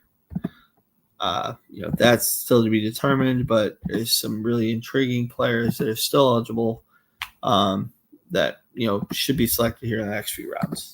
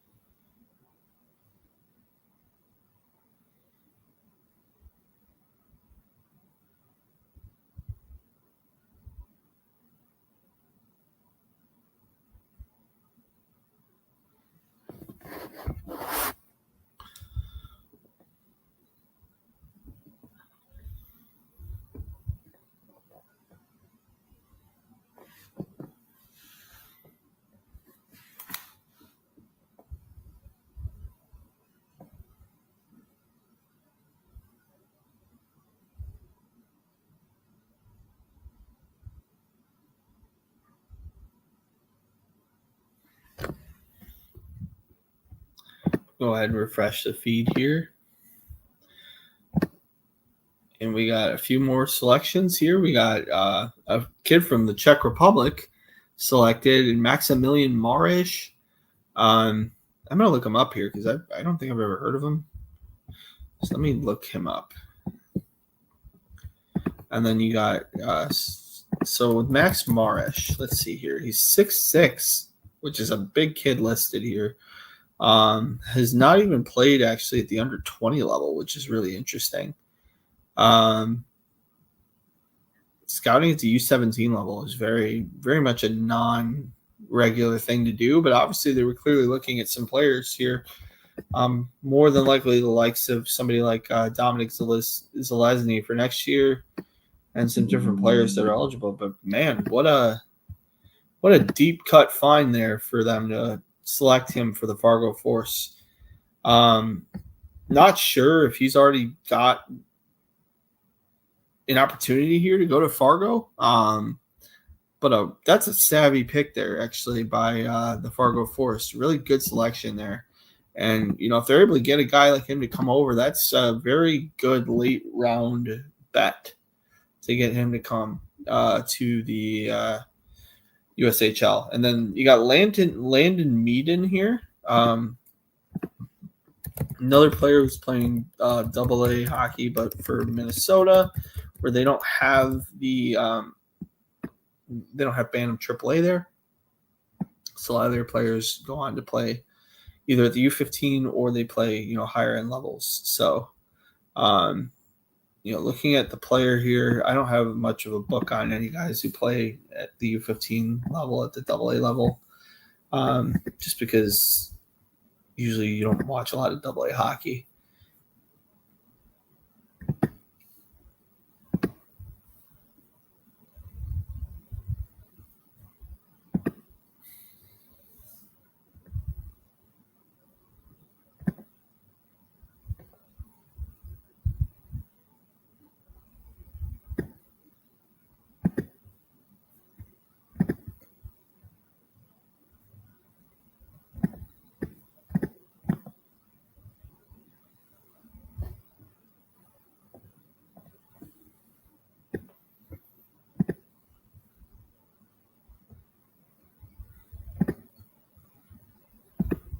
Let's see here. Muskegon probably made their next selection. Let's look. You got Landon Nicholas selected by Muskegon, and then Jackson Bartovic. Bartovic looks like he's from the Wisconsin high school hockey circuit. Or no, I guess Minnesota. He's just a player I'm not very familiar with. So, interesting nonetheless, though. A kid who played single A hockey last year, and has gone on now to play in some AA hockey as well. So that's interesting player, to say the least. And, should be fascinating to see where he develops from here.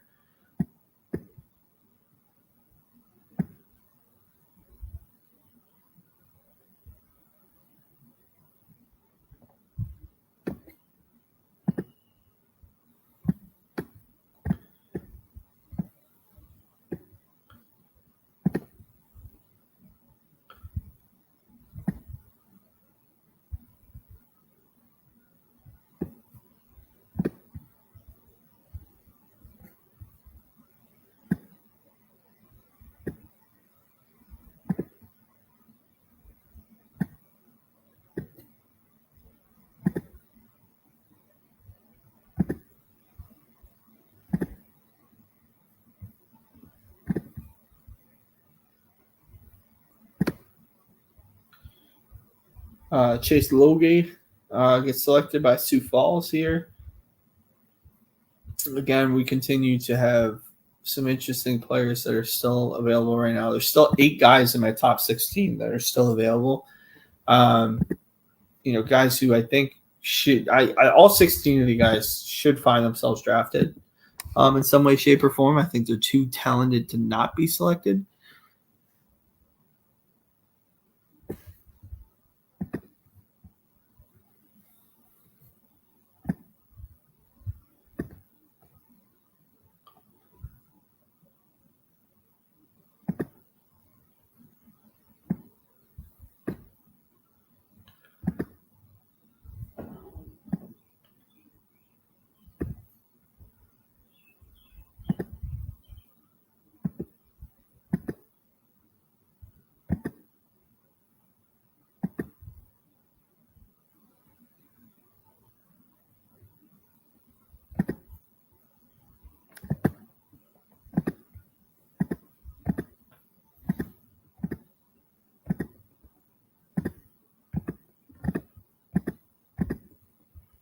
I'm going to go ahead and fast forward here through this. Let's see what we got for other picks.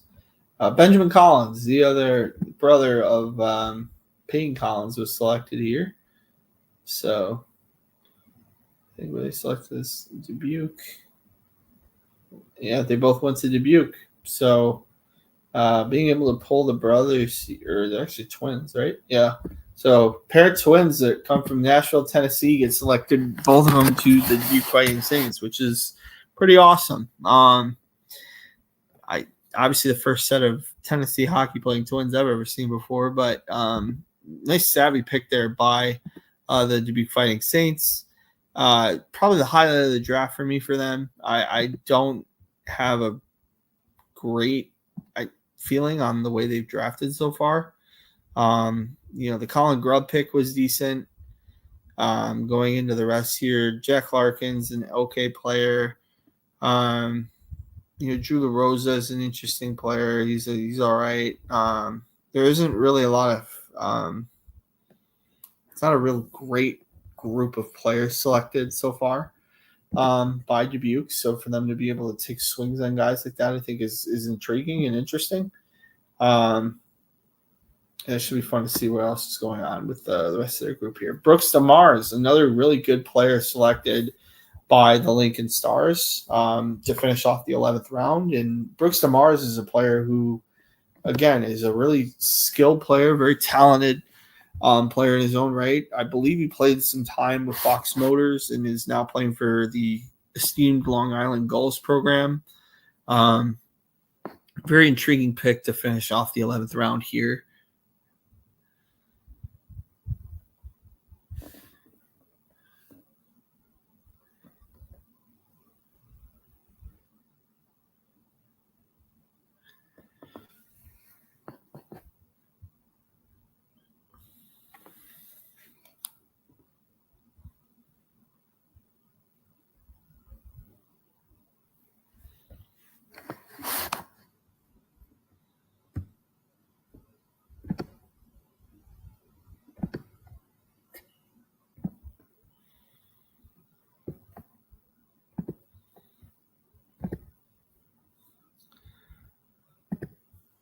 Let's see here. Omaha now waiting on them to make their selection.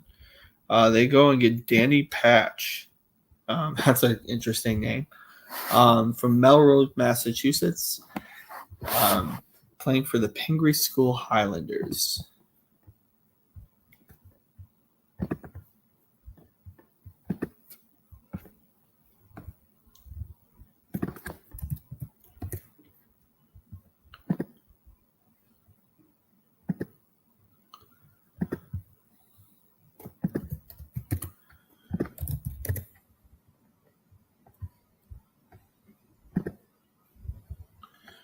Waiting for more picks to come in. The picks should start flying pretty quickly here. I think Chicago's probably already made their selection.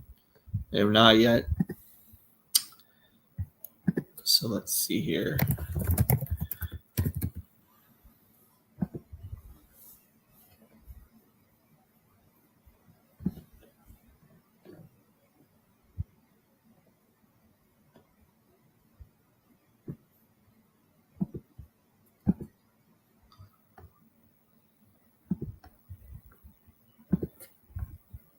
We got Chicago here. They go ahead and they take Alex Wang, another prep school kid, bigger kid here, 6'2" and 184 pounds. And then followed by another all-name team player, Miller Wankus. Almost kind of an unfortunate name, not really the coolest name ever in the world, but interesting nonetheless. And then it looks like here, wow, interesting. So Enzo Di Domenica Antonio just announced that he is going to the Lethbridge Hurricanes next year. So not necessarily what people thought, but good for him. I mean, that's a swing. He goes from Little Caesars to the Los Angeles Junior Kings, then plays at Honey Baked, and then now he's going to play for the Lethbridge Hurricanes. That's a that's an interesting jump for him. But to him playing, with Lethbridge, that should be an interesting time for him to go and play with a group in Lethbridge that has known to really like American players. So, obviously they're going to lose a guy like Braden Yeager. Their 09 grouping isn't really the craziest group of players, to be honest. It's interesting to say the least. I don't expect Lethbridge to be a very skilled team next year. Nor do I think they're anybody who drafts with any sort of crazy excellence. Leaf Oaten will be a goaltender for them. Tyden LaFournier is a guy who is a really good player in his own right as well. If they can get, some other players that are guys that were later on in their draft years, that'd be interesting. Very interesting timing as well to go ahead and announce that you're going to do this right after you get selected in the USHL draft. So for Enzo, I'm not going to pronounce it. Get him in the 4th round, and he's obviously not coming to Lincoln, Nebraska. So very intriguing that it's so quick right off the cuff here.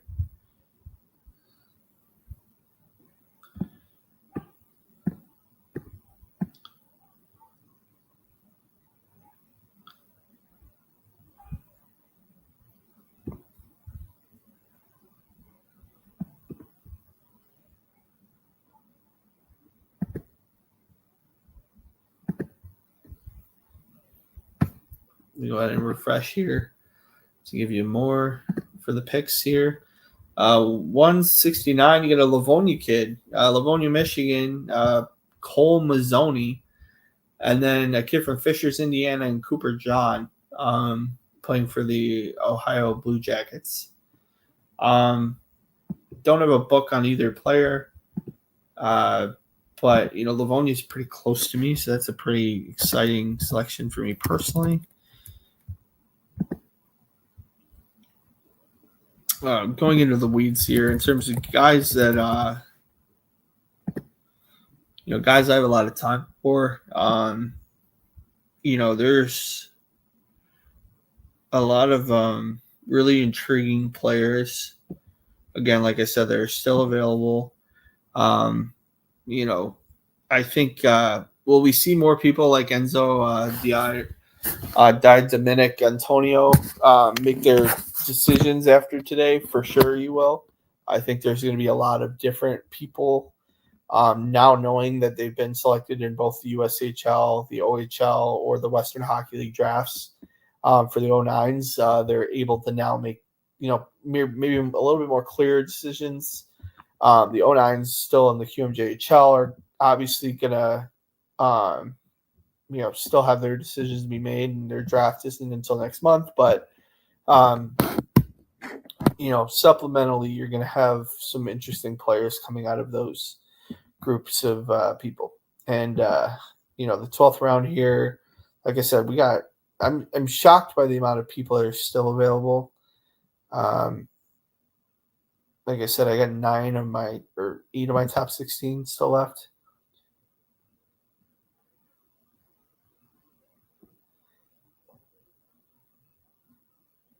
Yeah, I got 8 of my top 16 still left here to be selected. So we shall see what happens here going into the rest of this. Kay McLaughlin, selected out of Anchorage, Alaska, but playing for the Phoenix Junior Coyotes. The first selection actually for the Phoenix Junior Coyotes in the USHL draft. But they tend to have more kids drafted. You look at a guy like Braden Hordichuk was selected in the WHL draft. They find themselves usually in the Western Hockey League side of things. So don't have a book on Kay McLaughlin, unfortunately, but an intriguing selection nonetheless. The Tri-City Storm going after a smaller defenseman here, listed at 5'4", 120. I would think he's, with these rink net heights, they tend to be a little outdated. So he's probably a little bit bigger than that. Fargo here, nice pick here with Finn Spihar, playing for the Sioux Falls Power at the U16 level. Has been super impactful playing a year up, actually. Playing up with some 08s. A player who's been a very impactful player playing a year up, and I think, I have a lot of time for Finn Spihar. I think he will find himself in the USHL at some point in time. And it's good to see that, you can play up a level and not be, either left behind or ignored. I think there's a real interesting dynamic with him. So that's very, very awesome to see that, somebody like him would be selected, and good on them for selecting them. Sorry, good on the Fargo Force again, taking a swing to select Finn Spihar.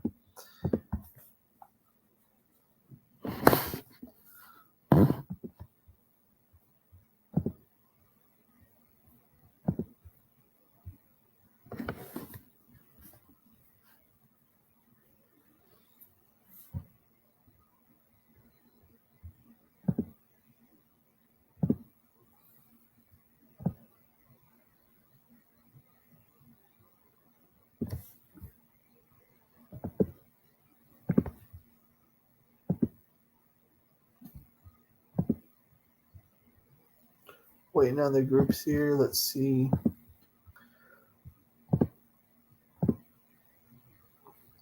Got a couple more picks here. We got Tyler Muchmore, another all-name team kid, and Miles Ginman, playing another late-born kid again, playing for the Bishop Kearney Selects U15s. That's a good pick there by Waterloo. Miles Ginman is a guy who he was on my radar.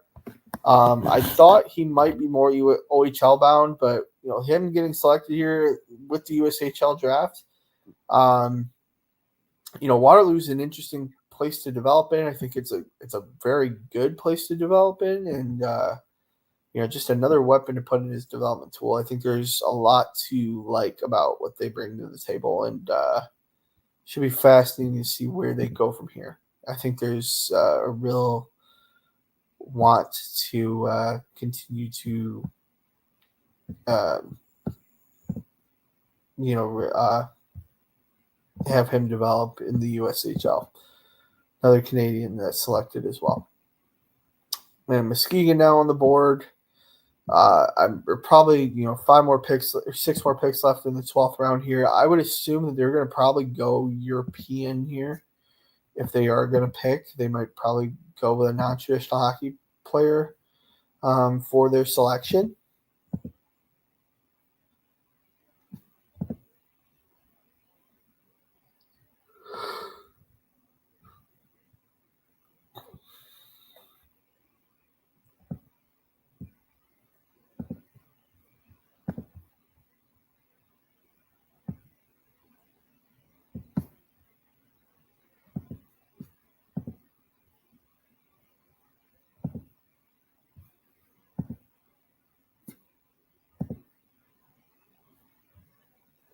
Still waiting to see the selections here.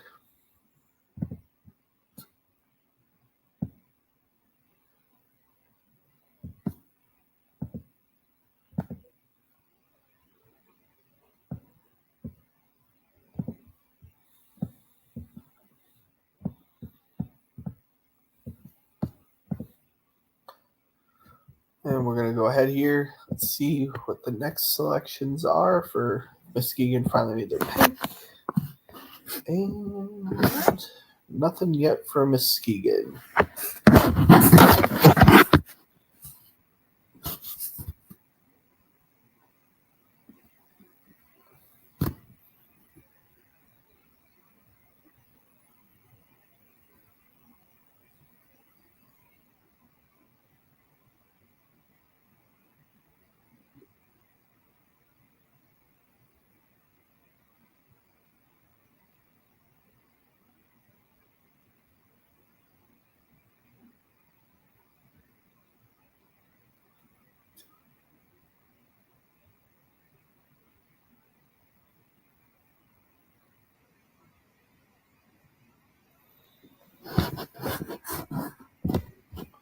Muskegon finally makes their pick. Yep, they do. They go out and they go to Canada.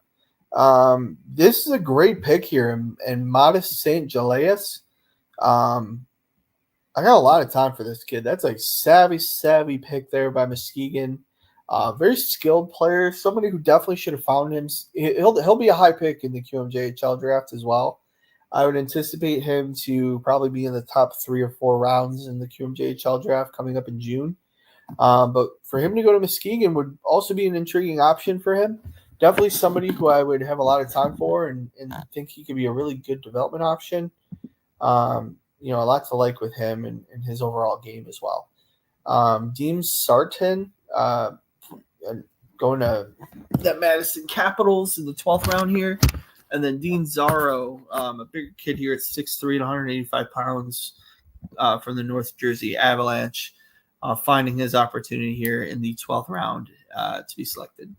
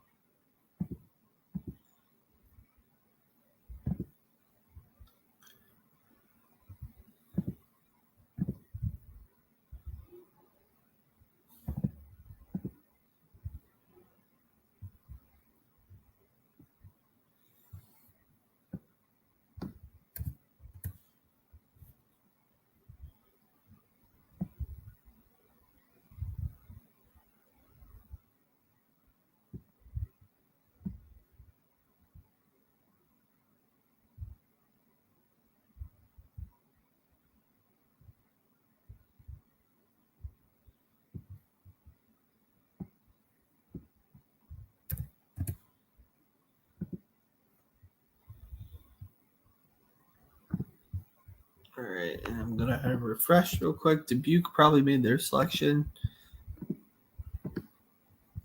That Dubuque has not made their selection yet. They're on pick number 179. We got 3 more rounds after these 3 picks here. Should go pretty quickly, I would think. In terms of, I think another half hour or so and we'll be done. But again, Dubuque here goes again with the Kazakhstani pick. For those that were in last year's or in fall of last year's draft, they took Sultan Makish in the 12th round, and that worked out really nicely for them from Boston Hockey Academy. They go on and get Spartak Chukrayev, a defenseman who will fit in very well with Sultan. I would expect him to make a play for the USHL next year even. Really savvy pick here by the Dubuque Fighting Saints again, mining that Kazakhstani talent level in that grouping. Should be fun to see what he's able to do going into the rest of this, the rest of his career here. But I think he's a guy you definitely have a lot of time for. Another Czech player again selected here in Dario Blingino, playing for the Czech under 17 level for Pilsen. Nice selection there by the Youngstown Phantoms as well. And then Lincoln will probably take a swing as well, considering the next 2 picks have been swings. And they're going to go ahead and still waiting on their pick. But both of those players, Chukrayev is a guy who I think is going to find himself in the not-so-distant future in the USHL. I would even say next year he might find himself on a spot.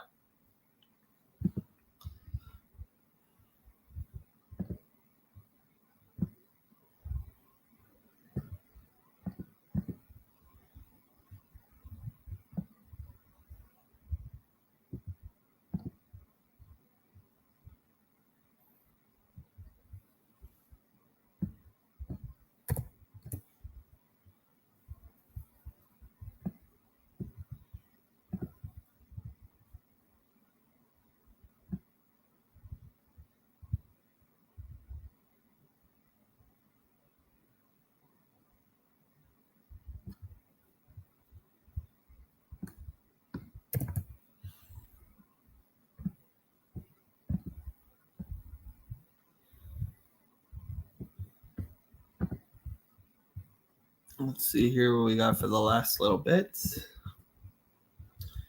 And the last selection there is Daniel Greenbaum from the under 15 group of the Anaheim Junior Ducks. And then Omaha goes here in the 13th round and takes a really, really good player in Lucas Santala.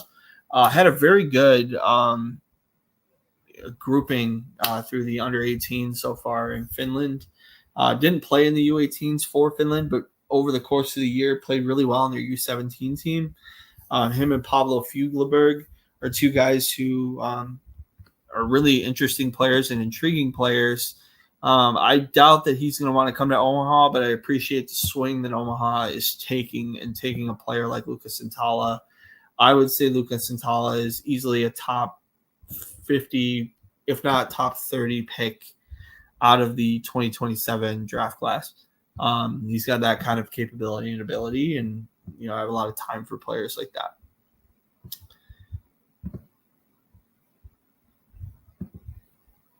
And then we are waiting here now officially in the 13th round. So 13th, 14th, and 15th round, and then we're done. So we're going to hopefully see the picks fly a little bit quicker. But Chicago here, we're waiting on their selection. Obviously, for these teams, every draft pick counts. Every opportunity to get a guy and select them counts. And, a lot of these guys are going to be added into their 50-man rosters and their protected lists. And that's the purpose for a lot of these picks in the 13th, 14th, 15th, 12th rounds is to fill those lists. So that being said, there's, as soon as you get an opportunity on one of those lists, it's just maximizing that opportunity, and you may find yourself in the USHL one day. Definitely a key thing to look at and evaluate while you're going through the process here of the USHL draft and various other drafts going forward. So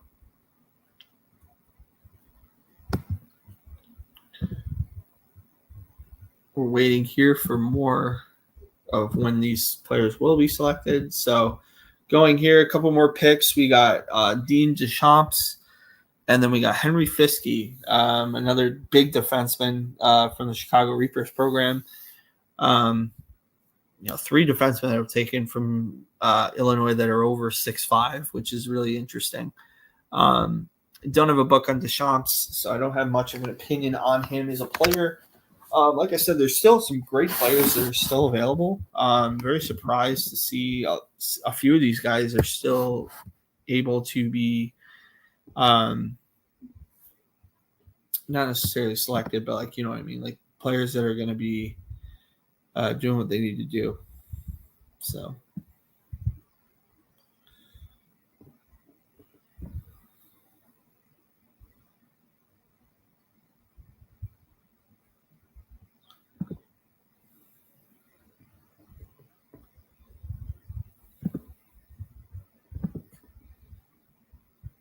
We got Matthew Leeming was selected here by Green Bay.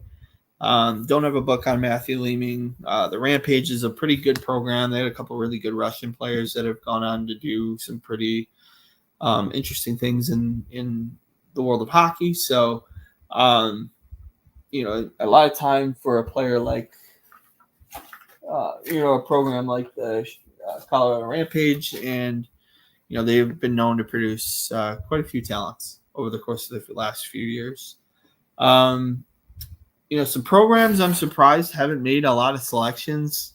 I'm surprised not to see, more Northeast programs and players being selected. I don't know if that's because, maybe some of these kids are leaning towards being in the QMJHL drafts. I mean, I'm seeing a lot of prep school kids from the Northeast, but, I'm used to seeing, there's a few picks from the Long Island Gulls. Not nearly a lot of North Jersey Avalanche guys, like, not as much as I'm used to seeing. They tend to be leaning more OHL, which is interesting. I would expect to see a little bit more people from Little Caesars, Victoria, or Victory Honda, CompuWare, a couple of players from Fox Motors, but not nearly the amount that I thought there would be in this draft. But there's still some time left in it, but it's just surprising so far with what's been selected so far. Liam Power, another player that's selected, and then Brody Lockman, a player that's playing high school. We're about halfway through now, round 13. We are getting to the point here where we are less than 50 picks away. So it should be pretty quick, I would think, to get through these. Fully anticipating this to be done by right before 10 o'clock here, if not sooner than that. And Fargo's up on the board now, so they're going to go ahead and make their selection here. Still waiting on what they're picking and who their selection will be. Oh, they just made it, actually. Gunnar Schock is the selection here for the Fargo Force. And we're going to go ahead and move on here to another, pick 188 out of 236. So we're getting there. We're 48 picks through, or 48 picks left. I still have 8 of my players that I thought were guys to watch out for out of my 16. Very curious to see what will happen here in the next going.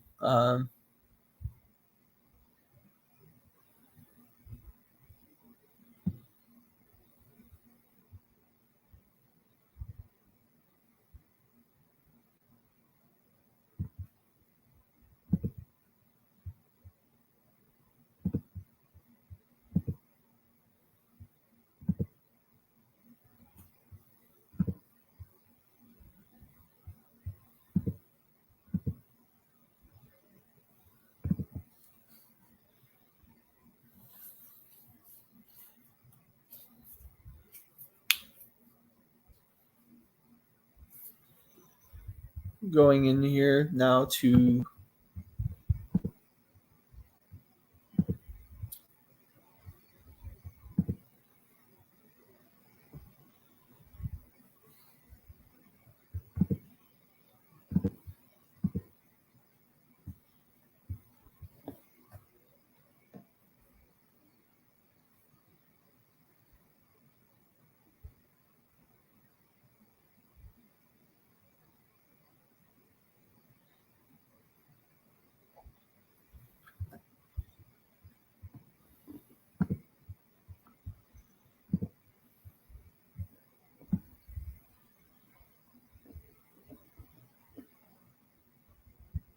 we got another pick here by Sioux City. They take Troy Hamelin, playing in he's a kid from Massachusetts.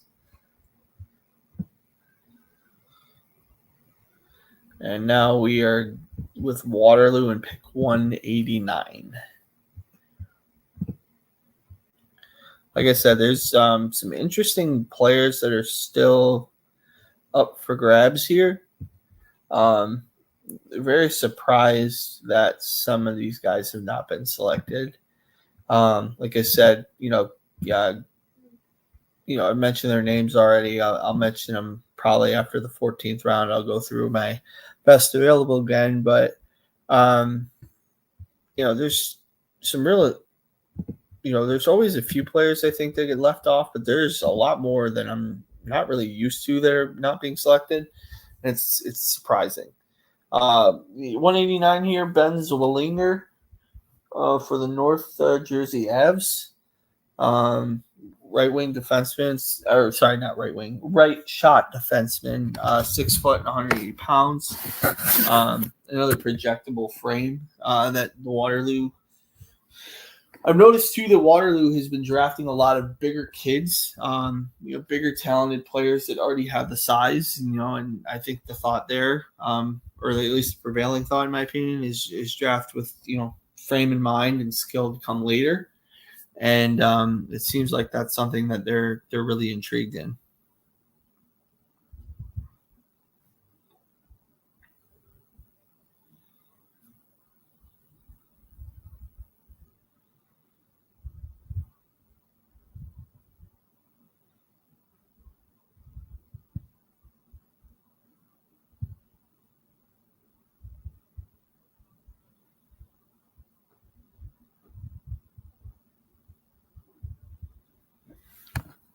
Go ahead and refresh here so that way you guys can see here. I'm sure Muskegon's made their pick. Nope, they're still waiting, eh?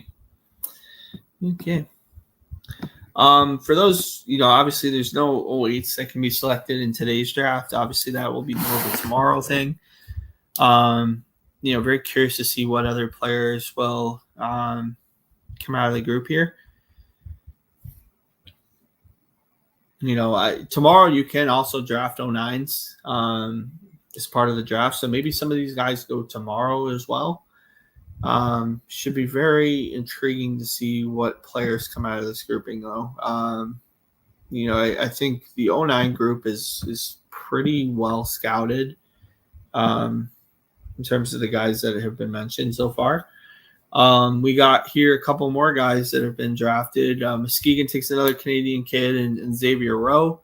And then Colton Seamoss, a kid from Coventry, Rhode Island, which is not a common group of players. But, he's playing for Deerfield Academy, which is relatively unknown in the prospect world. But interesting that, somebody like them would be able to, find some good players here. You should be, it's pretty intriguing that an 09 is selected here.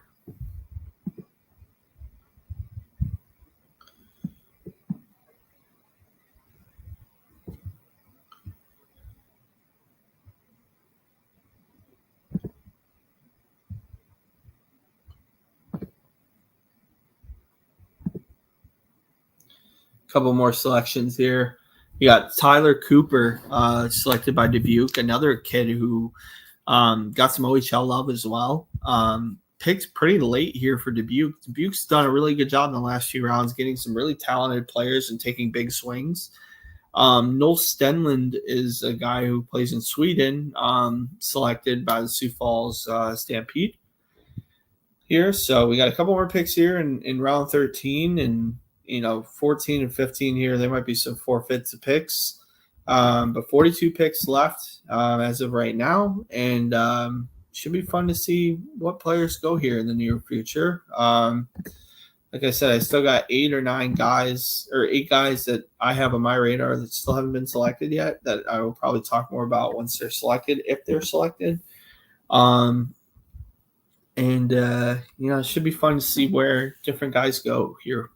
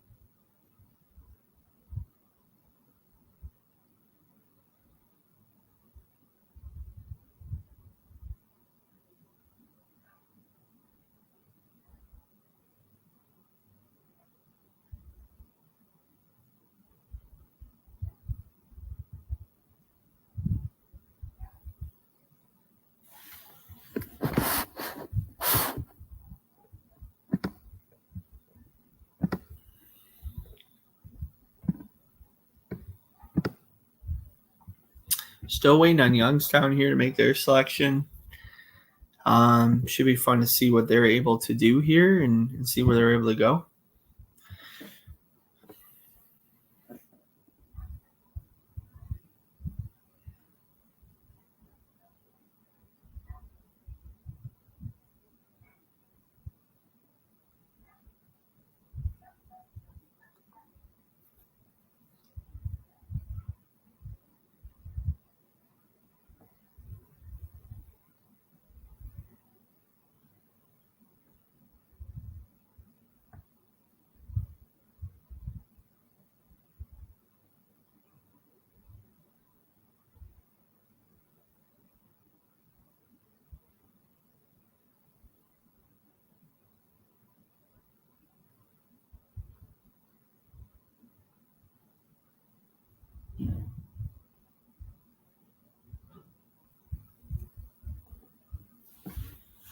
Let's see here going into the rest of this. I'm waiting for who these picks will be. Got a few others here. selected here. Youngstown takes Thomas Charbonneau, bigger defenseman, actually a pretty good skating defenseman as well, for Shattuck St. Mary at the U15 level. Lots to like with his game and what he's able to bring. That's a savvy pick by Youngstown. And then Lincoln, again, continue to take massive swings here. They take Jonah Neuenschwander, 6'3", 180 pounds, at least on RinkNet. Has already played at the under 20 at the World Juniors and was the youngest player at the World Juniors this past year. Just got over playing at the U18s, got 4 points in 5 games for the Swedish for Switzerland, and unfortunately Switzerland got relegated, but he was a major impact player for them at the U18 level. So Lincoln continued to take massive swings on talent. Very interested to see what they're able to do, and I give a lot of kudos to Lincoln. Lincoln, to me, I thought put the biggest stamp on this draft of any team, and that's, you can say that without the 14th and 15th round picks. They, to me, I think were the clear favorite out of this draft and the clear winner. So should be very curious to see what they're able to do. And so it's interesting to say the least that they were able to do what they've been able to do here.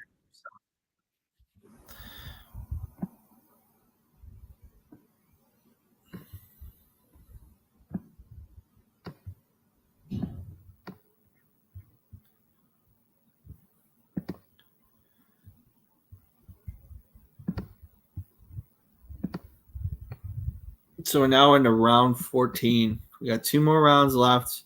Another good selection here in Malik L'Italien, playing for Stansted College, a relatively high-end prep school in Canada and Ontario. Or I'm sorry, not in Ontario, in Quebec. I like the move here by Chicago. Again, Chicago also is one to take big swings. I think the last few rounds they've taken bigger swings, which I've appreciated. But I think they're in the top half of this draft in terms of the selections that were made in this year's draft here. So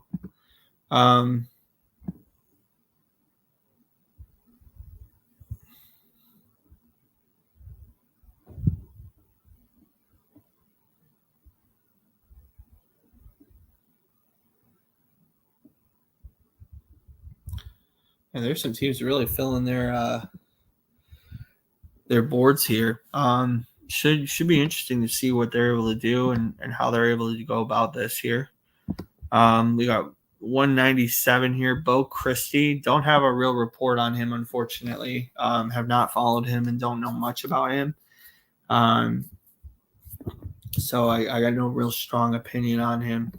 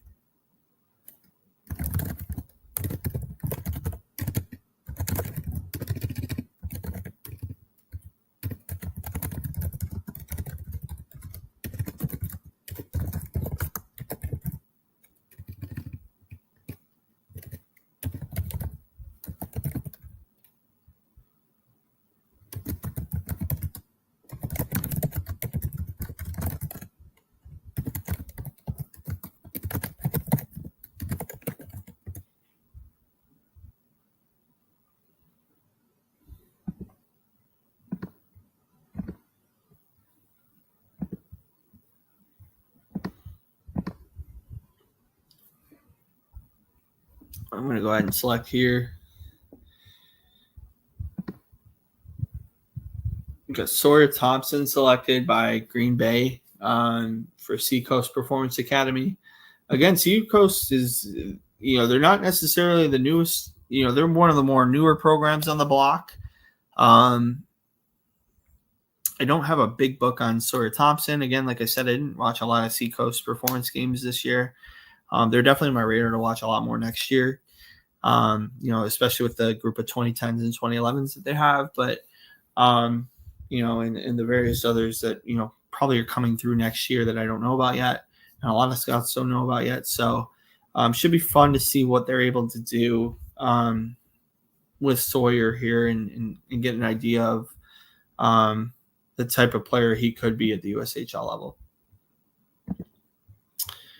As we're waiting here now, Cedar Rapids, we're at pick 199. So we're almost getting there. We're about 30 picks left. Should be intriguing to see where, does Lincoln take any more big swings? Does Chicago decide to take the hammer and go and, maybe draft another player that, wasn't expected to be drafted or even brought to the USHL? Tyler Pearsall selected now at 199 by the Cedar Rapids Rough Riders. Again, not a big book on Mr. Pearsall here. But we'll see what we got here. I think next year I'm going to try and take more notes and take more scouting viewings of some of these players and be able to really wrap them up into a nice, concise report for each and every one of them, and hopefully can have a little bit more than just some off the brain analysis here of different guys I've watched. So pick 200 now with Tri-City. Tri-City, I'm going to go ahead and hit the rank net here to see if there's any sort of updates to this. Again, best available guys I have for this the draft here. Christian Capone, to me, I think is my best available goaltender playing for the Yale Junior Bulldogs this year. I thought for sure he'd be a guy who would have found himself selected already. He's already bigger at 6 foot and 180 pounds. Late born as well. He's going to be a 2028 draft eligible in the NHL draft. This year had 31 games, 193 goals against. Expected a little bit more to come out of him. So curious to see why he hasn't been selected yet. Grady Schaefer, I talked about him from the beginning here. Grady is my best available. I had him in the first round, just due to the talent and the ability and what he's shown over the course of a few years. Obviously, there's a real lean for him to go to the Tri-City Americans and play in the Western Hockey League. He's probably told USHL teams that, so that at least makes sense to me. Xavier Bias is a guy who has played at the under 15 level this year and had a really good steel icebreaker tournament, 8 points in 4 games. Should be a guy who should find himself on some USHL radars. Surprised he hasn't been picked yet. Sasha Abelinsky is a guy who I'm stunned isn't selected so far. He's, probably because of the injuries he had this year and not really having the ability to play as much as, one would like him to. But really had a lot of appeal before this year. So very shocking to see he wasn't selected. Tri-City goes out and they take Paxton Couture, the leading scorer of the Victory Honda under 15s program. This is a real savvy pick here by Tri-City. Paxton Couture, had like 80-something points in 60 games this year. Very interesting player in his own right. And, based on the production at least, a savvy pick by the Tri-City Storm. Some other guys, like I said, Owen Hayes, I thought would have been a guy who should have been selected. He was leading in scoring for the Okanagan, I should say, the Hockey Academy in Colorado. Already have a few guys selected. Already, very surprised to see that, he hasn't been looked at least. Again, must be showing a real lean towards the Western Hockey League in order to not be selected. He was taken last year in the first round of the U.S. Prospect Draft by the Medicine Hat Tigers. He might be finding himself wanting to have an opportunity with Gavin McKenna. And Gavin Burkar also selected, and looks like he has a lean towards the Western Hockey League as well. I look at Sean Strasser as a guy who, to me, should be in some USHL draft discussions. I don't know if because he's in Washington, if he's not scouted very much. That would be a very easy thing to assume and guess. To me, I think he's the guy who should absolutely get on some radars, no questions asked. And very surprised that he hasn't been selected. Some other players selected here. We got the goaltender Lucas Johnson for the Chicago Reapers 15s program. That's a really savvy pick by Sioux City. Seems to me like he might lean more OHL, but had really amazing stats as a goaltender this year. I think co-started on that really dominant Reapers roster. Should be really cool and I'm sorry, not cool. It should be really fun to see him make his opportunities and, maybe in a couple years play for Sioux City. If he doesn't choose the OHL route, obviously. We're now at pick 204 with Muskegon. One other player I want to mention as well as John Sisti. I thought for sure John would have been selected by now. He is a little bit shorter at 5'5" and 141 pounds, according to Elite Prospects. But he was a guy who, at the very least, I thought should be selected. Just surprised to see that he hasn't been.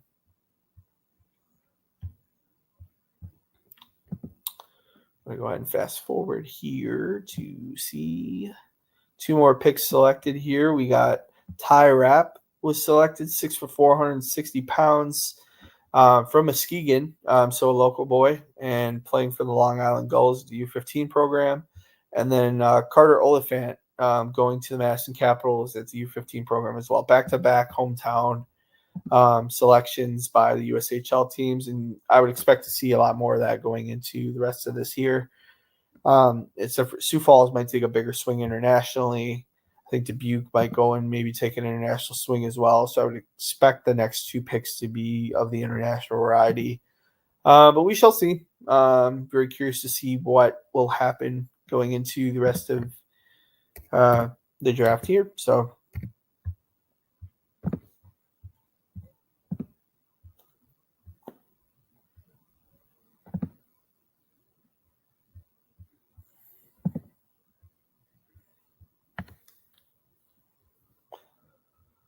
let's see here. Sioux Falls. I'm waiting on them to make their selection. Sioux Falls goes ahead and they take Oliver Parent at the 14th round here. Oliver Parent's a guy who I had ranked very highly. He wasn't in my top 20, but I thought he was a guy who was going to be selected a lot earlier than he was. Great selection by them. Definitely somebody who earned being drafted in the USHL, and I got a lot of time for Oliver Parent. I think he's a very skilled player, very cerebral player, and somebody who I think getting him this late is really impressive.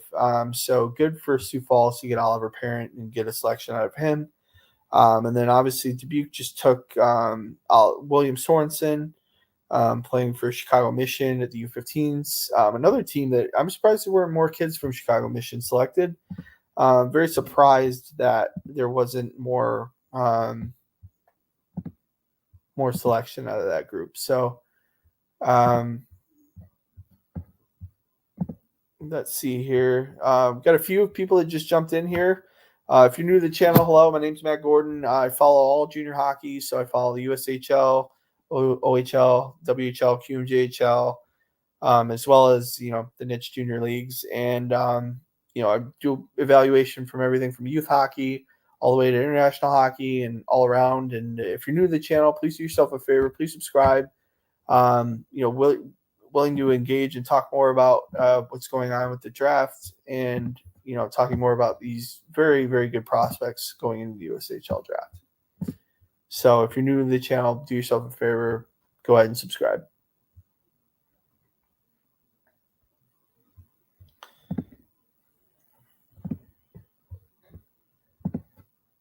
Got a few picks here in round 14.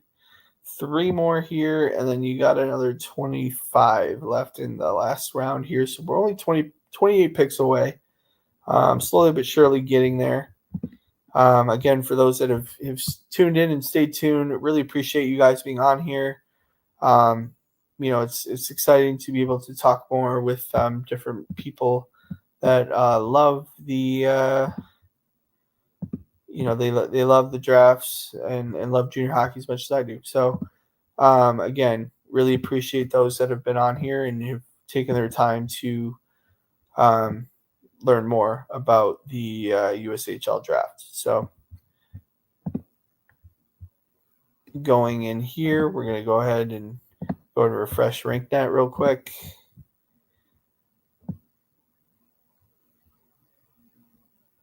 Still waiting on the selection here.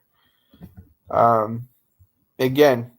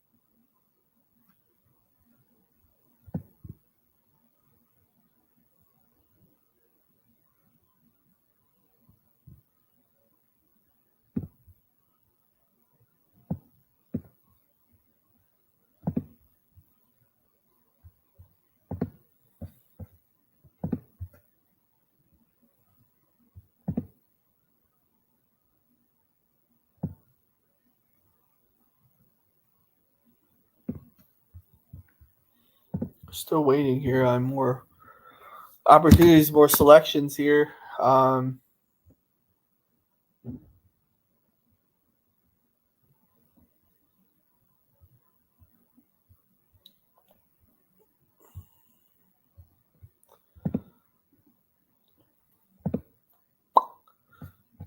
We'll wait here for Youngstown. I'm wondering if they're trying to figure out the eligibility of a player or something. Taking a while though to select here. Like I said, there's less than 30 picks left. 29 left. Yep. And still got a few players on my best available that are listed. Shocked a little bit by there's non-selections, but we'll see what comes out here, and there might be a few that are taken in the last little bit here. So Youngstown now waiting on 208. Oh, nope, finally came through. So we got a few players here. We got Henry Giroux selected by Youngstown, followed by Jamin Park for Lincoln. Nice savvy pick there by Jamin Park. I think he's a really good player. South Korean born player. Got a lot of time for a player like him. He's very skilled and very talented.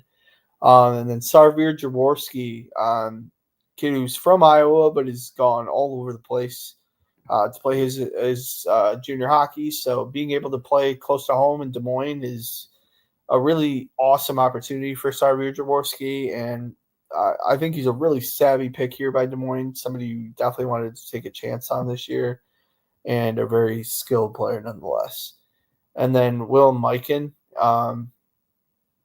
I got all day for him. Good player, really talented, and got a lot of time for him for sure. So going in here now, we're officially in the 15th round, the very last round of the USHL draft. Bennett Bergloff now selected by the Tri-City Storm. Bennett's a goal-scoring machine. Somebody who played really well at the U15 level, scoring over a goal per game at certain points in time at the U14 and U13 levels. Again, a really good upside pick here by the Tri-City Storm, and definitely somebody that deserved to be drafted. Fargo Force now here in the 15th round. Just waiting on their selection here.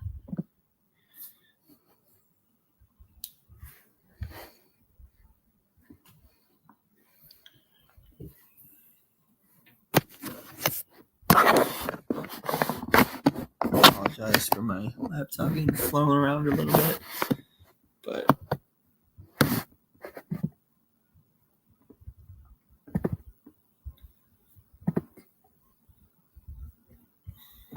Still waiting on the Fargo Force to make their selection.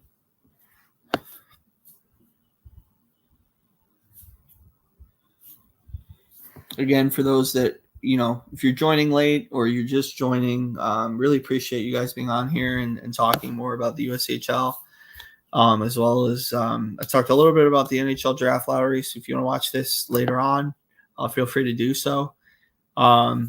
Just a lot of time for,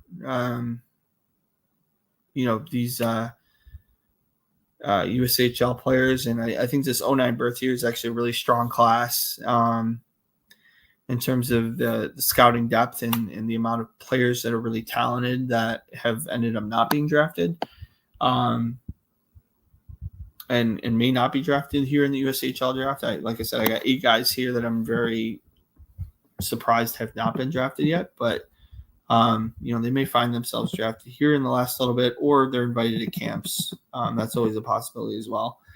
Alex Ferreira, the next selection there by Fargo, bigger kid at 6'3", playing for Zvolen at the U18 level, and then Samuel Bennett, another player that's playing AA hockey at the in Minnesota for the Sioux City. And Waterloo's up now.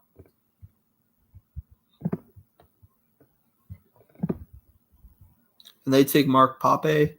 Mark Pape, again, he played he was picked in the OHL draft, picked relatively high. Good late round swing. If he doesn't really like the OHL, I think he definitely is going to find himself in the USHL should there be a conversion issue in terms of him not being able to get his passport, different things like that. He's a very skilled player in his own right. Was definitely a leader for that U15s program with the Pittsburgh Penguins Elite, and exciting player nonetheless. I think he's a really talented and skilled player that you're taking a swing at him in the 15th round. It's definitely worthwhile.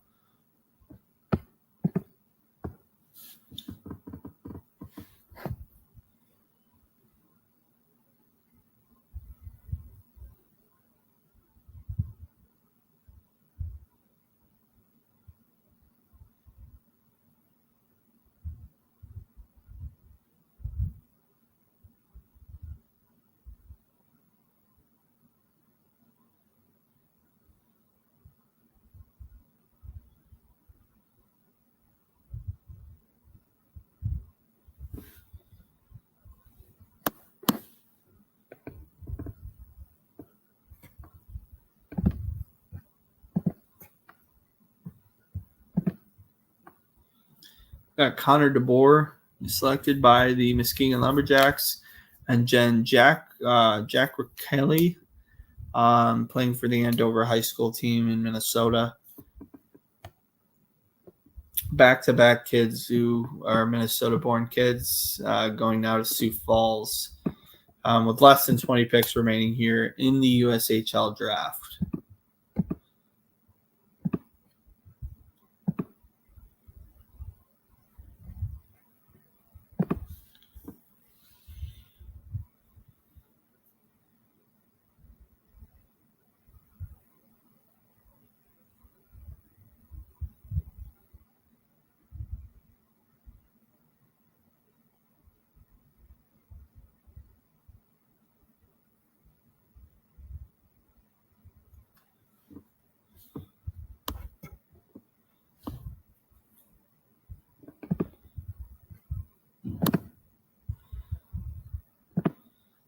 Going here now.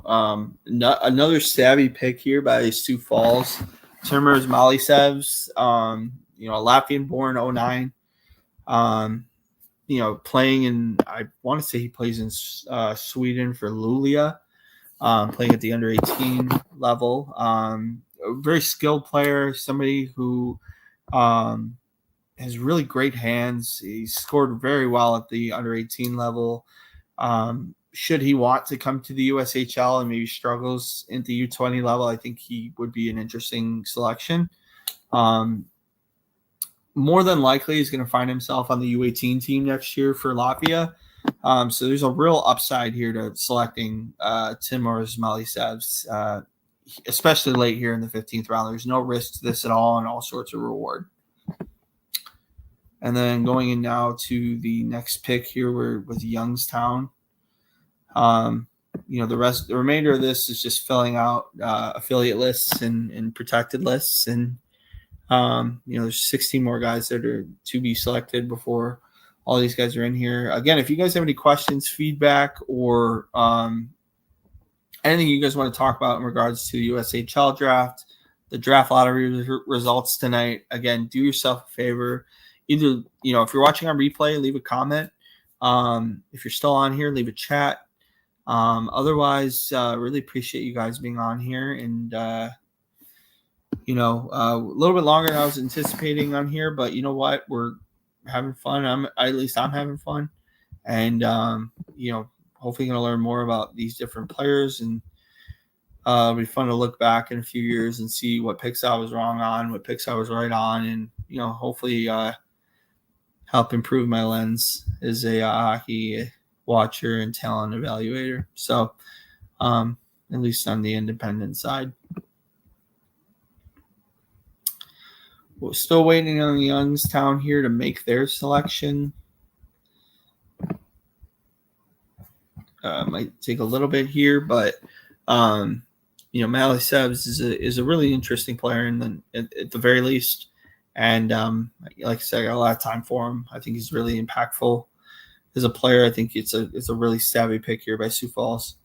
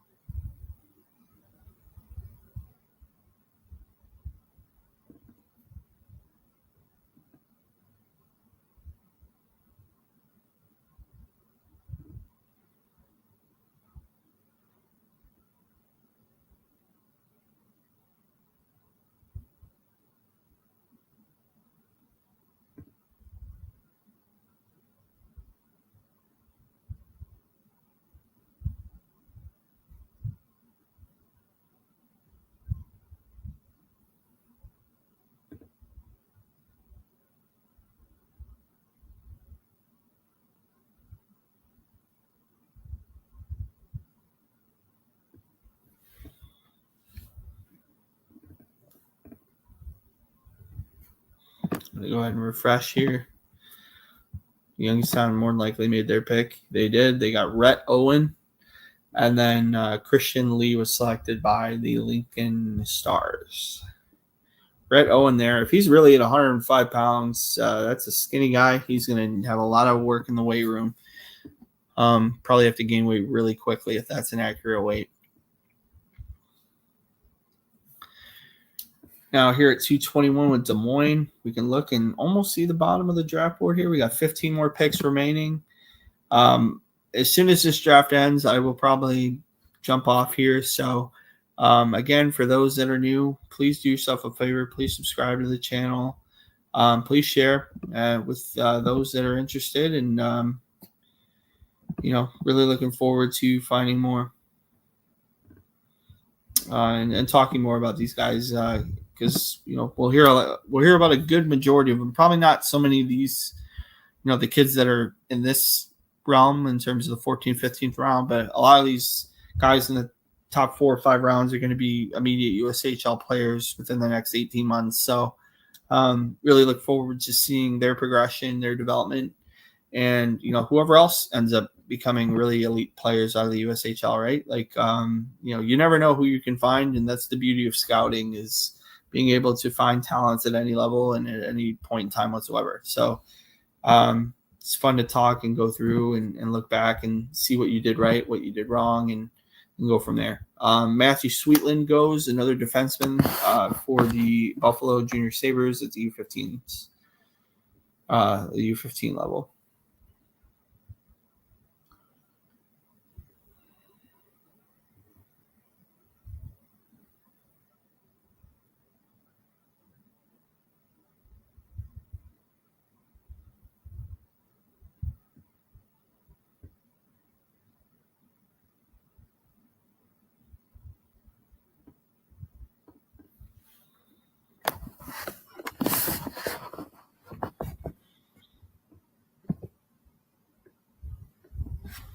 And then another pick here, we got Reed Ashton for the Green Bay Gamblers. Another kid who's played at the minor midget level. And then Luca Sciarra, goaltender who played at the Minnesota high school level as well. So that's 2 picks there. I haven't really caught viewings either one of them, to be honest, so I don't really have a strong opinion on either one. Fargo Force now going here at the 15th round in the final round here of the USHL Draft. So hoping that the Fargo Force, they hopefully make their selection here in the not too distant future. And, some of my guys who I had still on my board are still not drafted. And, more than likely, I'll probably put out a best available list if they're not picked.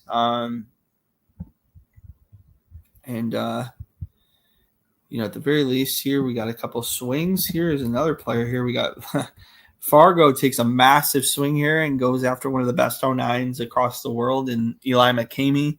Already playing in the BCHL for the Penticton Vs. But, if you can get his USHL rights and he wants to move to the USHL, should he go to Fargo? I mean, that would be one of the better steals in USHL draft history. I have a feeling he's committed to Penticton. And, if anything, he'd probably move to the Western Hockey League. But nonetheless, a worthwhile swing by the Fargo Force. Definitely not a waste of a pick there, especially if you can get him over. I mean, it's one of the better moves you could ever make. So, Sioux City now on the clock, and we're waiting for their selection to come through. Waiting. And their selection here, they go and get Tyree Ehrenberg for the Northern Alberta Extreme U17 prep program.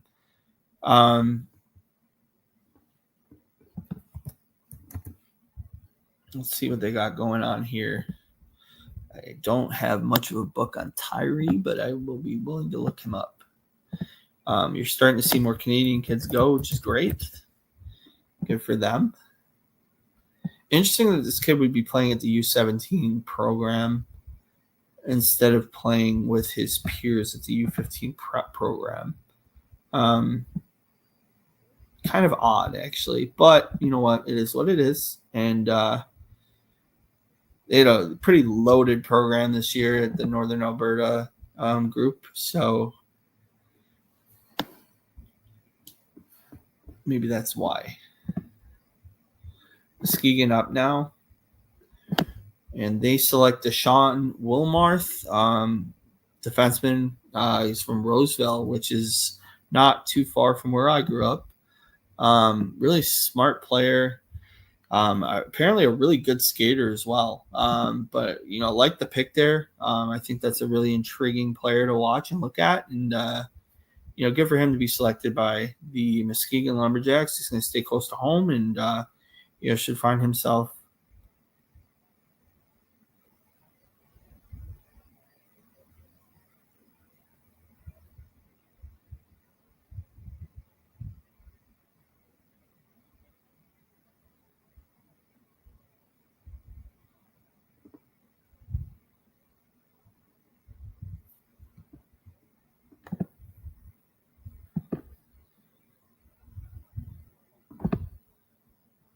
And then we got Christopher Weiss taken by the Madison Capitals, kid from Washington Township in Michigan, teammate of Deshaun Wilmarth as well at the U15 Detroit Honeybee program. Weiss actually, I believe, went in the OHL draft as well. I think he went to Kitchener, if I remember correctly. Might be wrong, but thought it was Kitchener.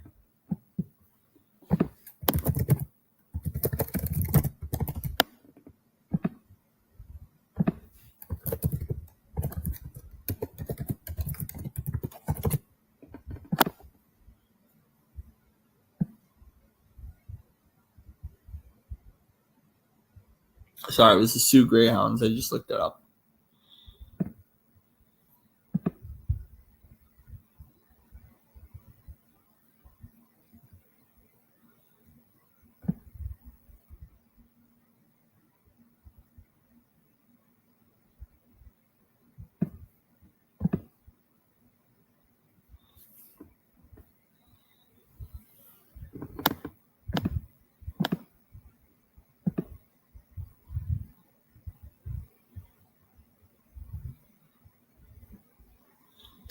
228 here with Sioux Falls.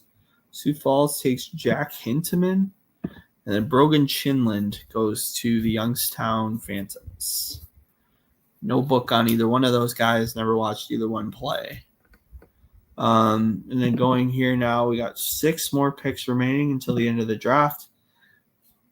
Green Bay with 3 of them, Fargo with 2, and Muskegon and Madison each filling out the rest of their affiliate board. So of the guys that are still left, I mean, obviously we're going to have some guys that weren't drafted. Yeah, I'm curious to see where some of these guys will go. Some of these guys might even get drafted tomorrow, maybe already have some, handshake agreements on things and probably will be drafted in the Phase 2 draft going on tomorrow.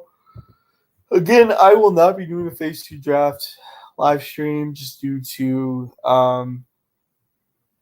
the inability to, be able to take off work and stuff. So I will not be doing that. I will probably put together my best available list and put it up on social media so that way you guys can see it.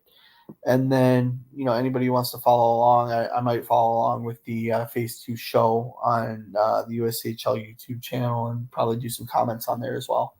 So I'm going to go ahead here and refresh. Hopefully get through some more picks here. Cooper Martin is the next selection. Again, another player from Okanagan, Colorado. Just surprised that nobody has really taken Owen Hayes. I don't know if that's just due to the fact that he's Western League bound and that's it. That seems to be more than likely the case as to why.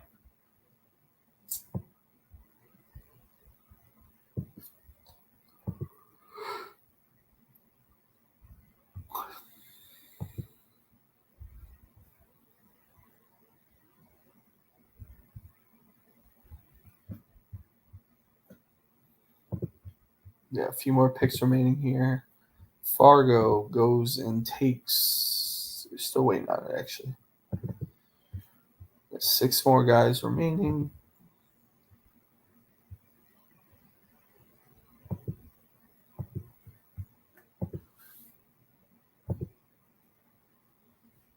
Caden Clark goes to Fargo.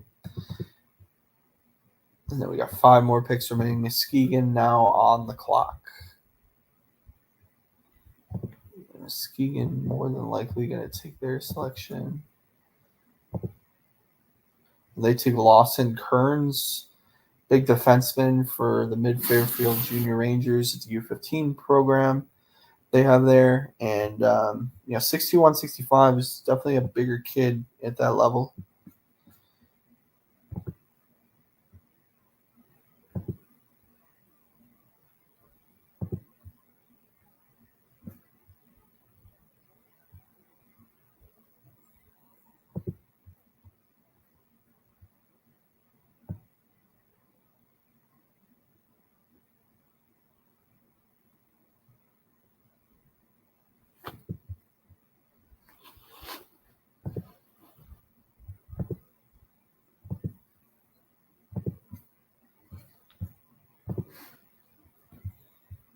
We got a few more left here as we go into the rest of this. Go ahead and share here. Still waiting on 4 more picks. Again, like I said, just to recap, I think Lincoln was far and away the best draft. I thought they took a lot of really great swings, really talented players that were picked, and should be fun to see what comes of this draft. But to me, Lincoln came away really strong. I thought Fargo did an excellent job. I thought Chicago did a great job. Youngstown had their moments. I thought Green Bay had a couple good selections. Des Moines had some decent selections. But overall, yeah, Lincoln to me was far and away the best. And like I said, if you can get half those kids to report, great. But I think you have to allow yourself to just evaluate the class, evaluate the birth years, and regardless of where they're from or where they're going, look at them as being really elite talents and people that are worthwhile taking chances on. So we're waiting on Madison here to make their final selection. And they go ahead and they take Jackson Morrison, another Madison Capitals U15 selection. Bigger kid at 6 foot, real skinny though at 140 pounds. Green Bay now going to make their selection. And I believe they just made it. Let me see here if they did. And they take Gunnar Gallstrand, another kid who was playing, who was taken in the Western Hockey League draft.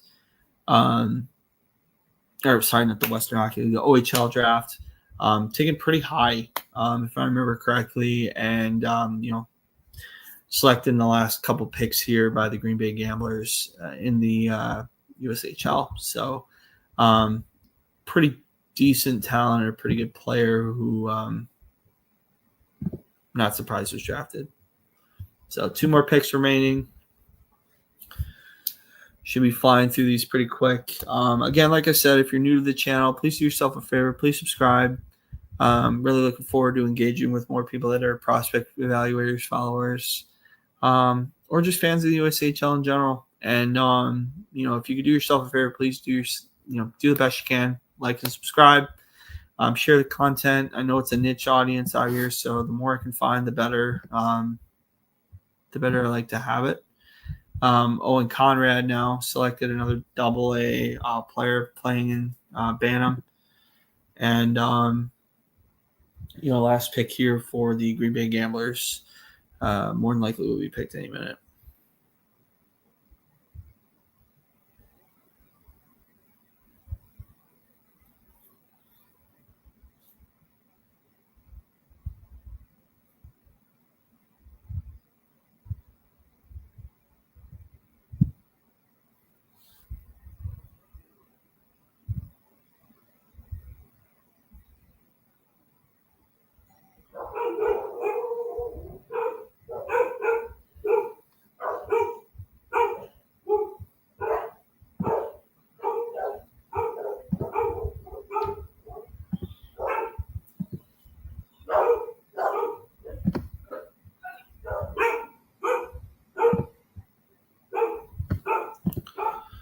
All right, the last pick.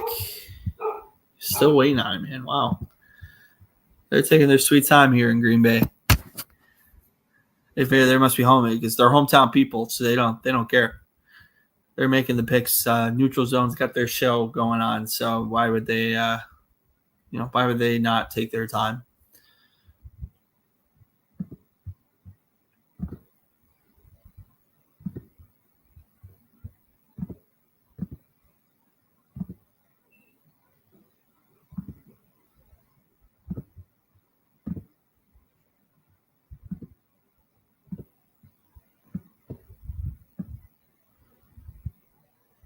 And then the last pick here, can't believe it here, Massimo Santamaria, the very last pick in this this draft here. He was somebody who I thought might get himself onto the radar of USHL teams. Already playing, I believe he's already playing. I'm playing in the OHL, so I think he'll more than likely be there. But again, that completes the USHL Phase 1 drafts, and gave my thoughts and opinions throughout. Really appreciate you guys that have been on here. Thanks to those that have newly subscribed to the channel. And as always, much appreciated. Stay tuned to more content coming out later this week for the WHL draft, as well as the Phase 2 draft that will be tomorrow at noon. I will be posting a recap of that on Wednesday. And again, thank you so much for subscribing, following around the channel, and I will be signing off now. See you guys.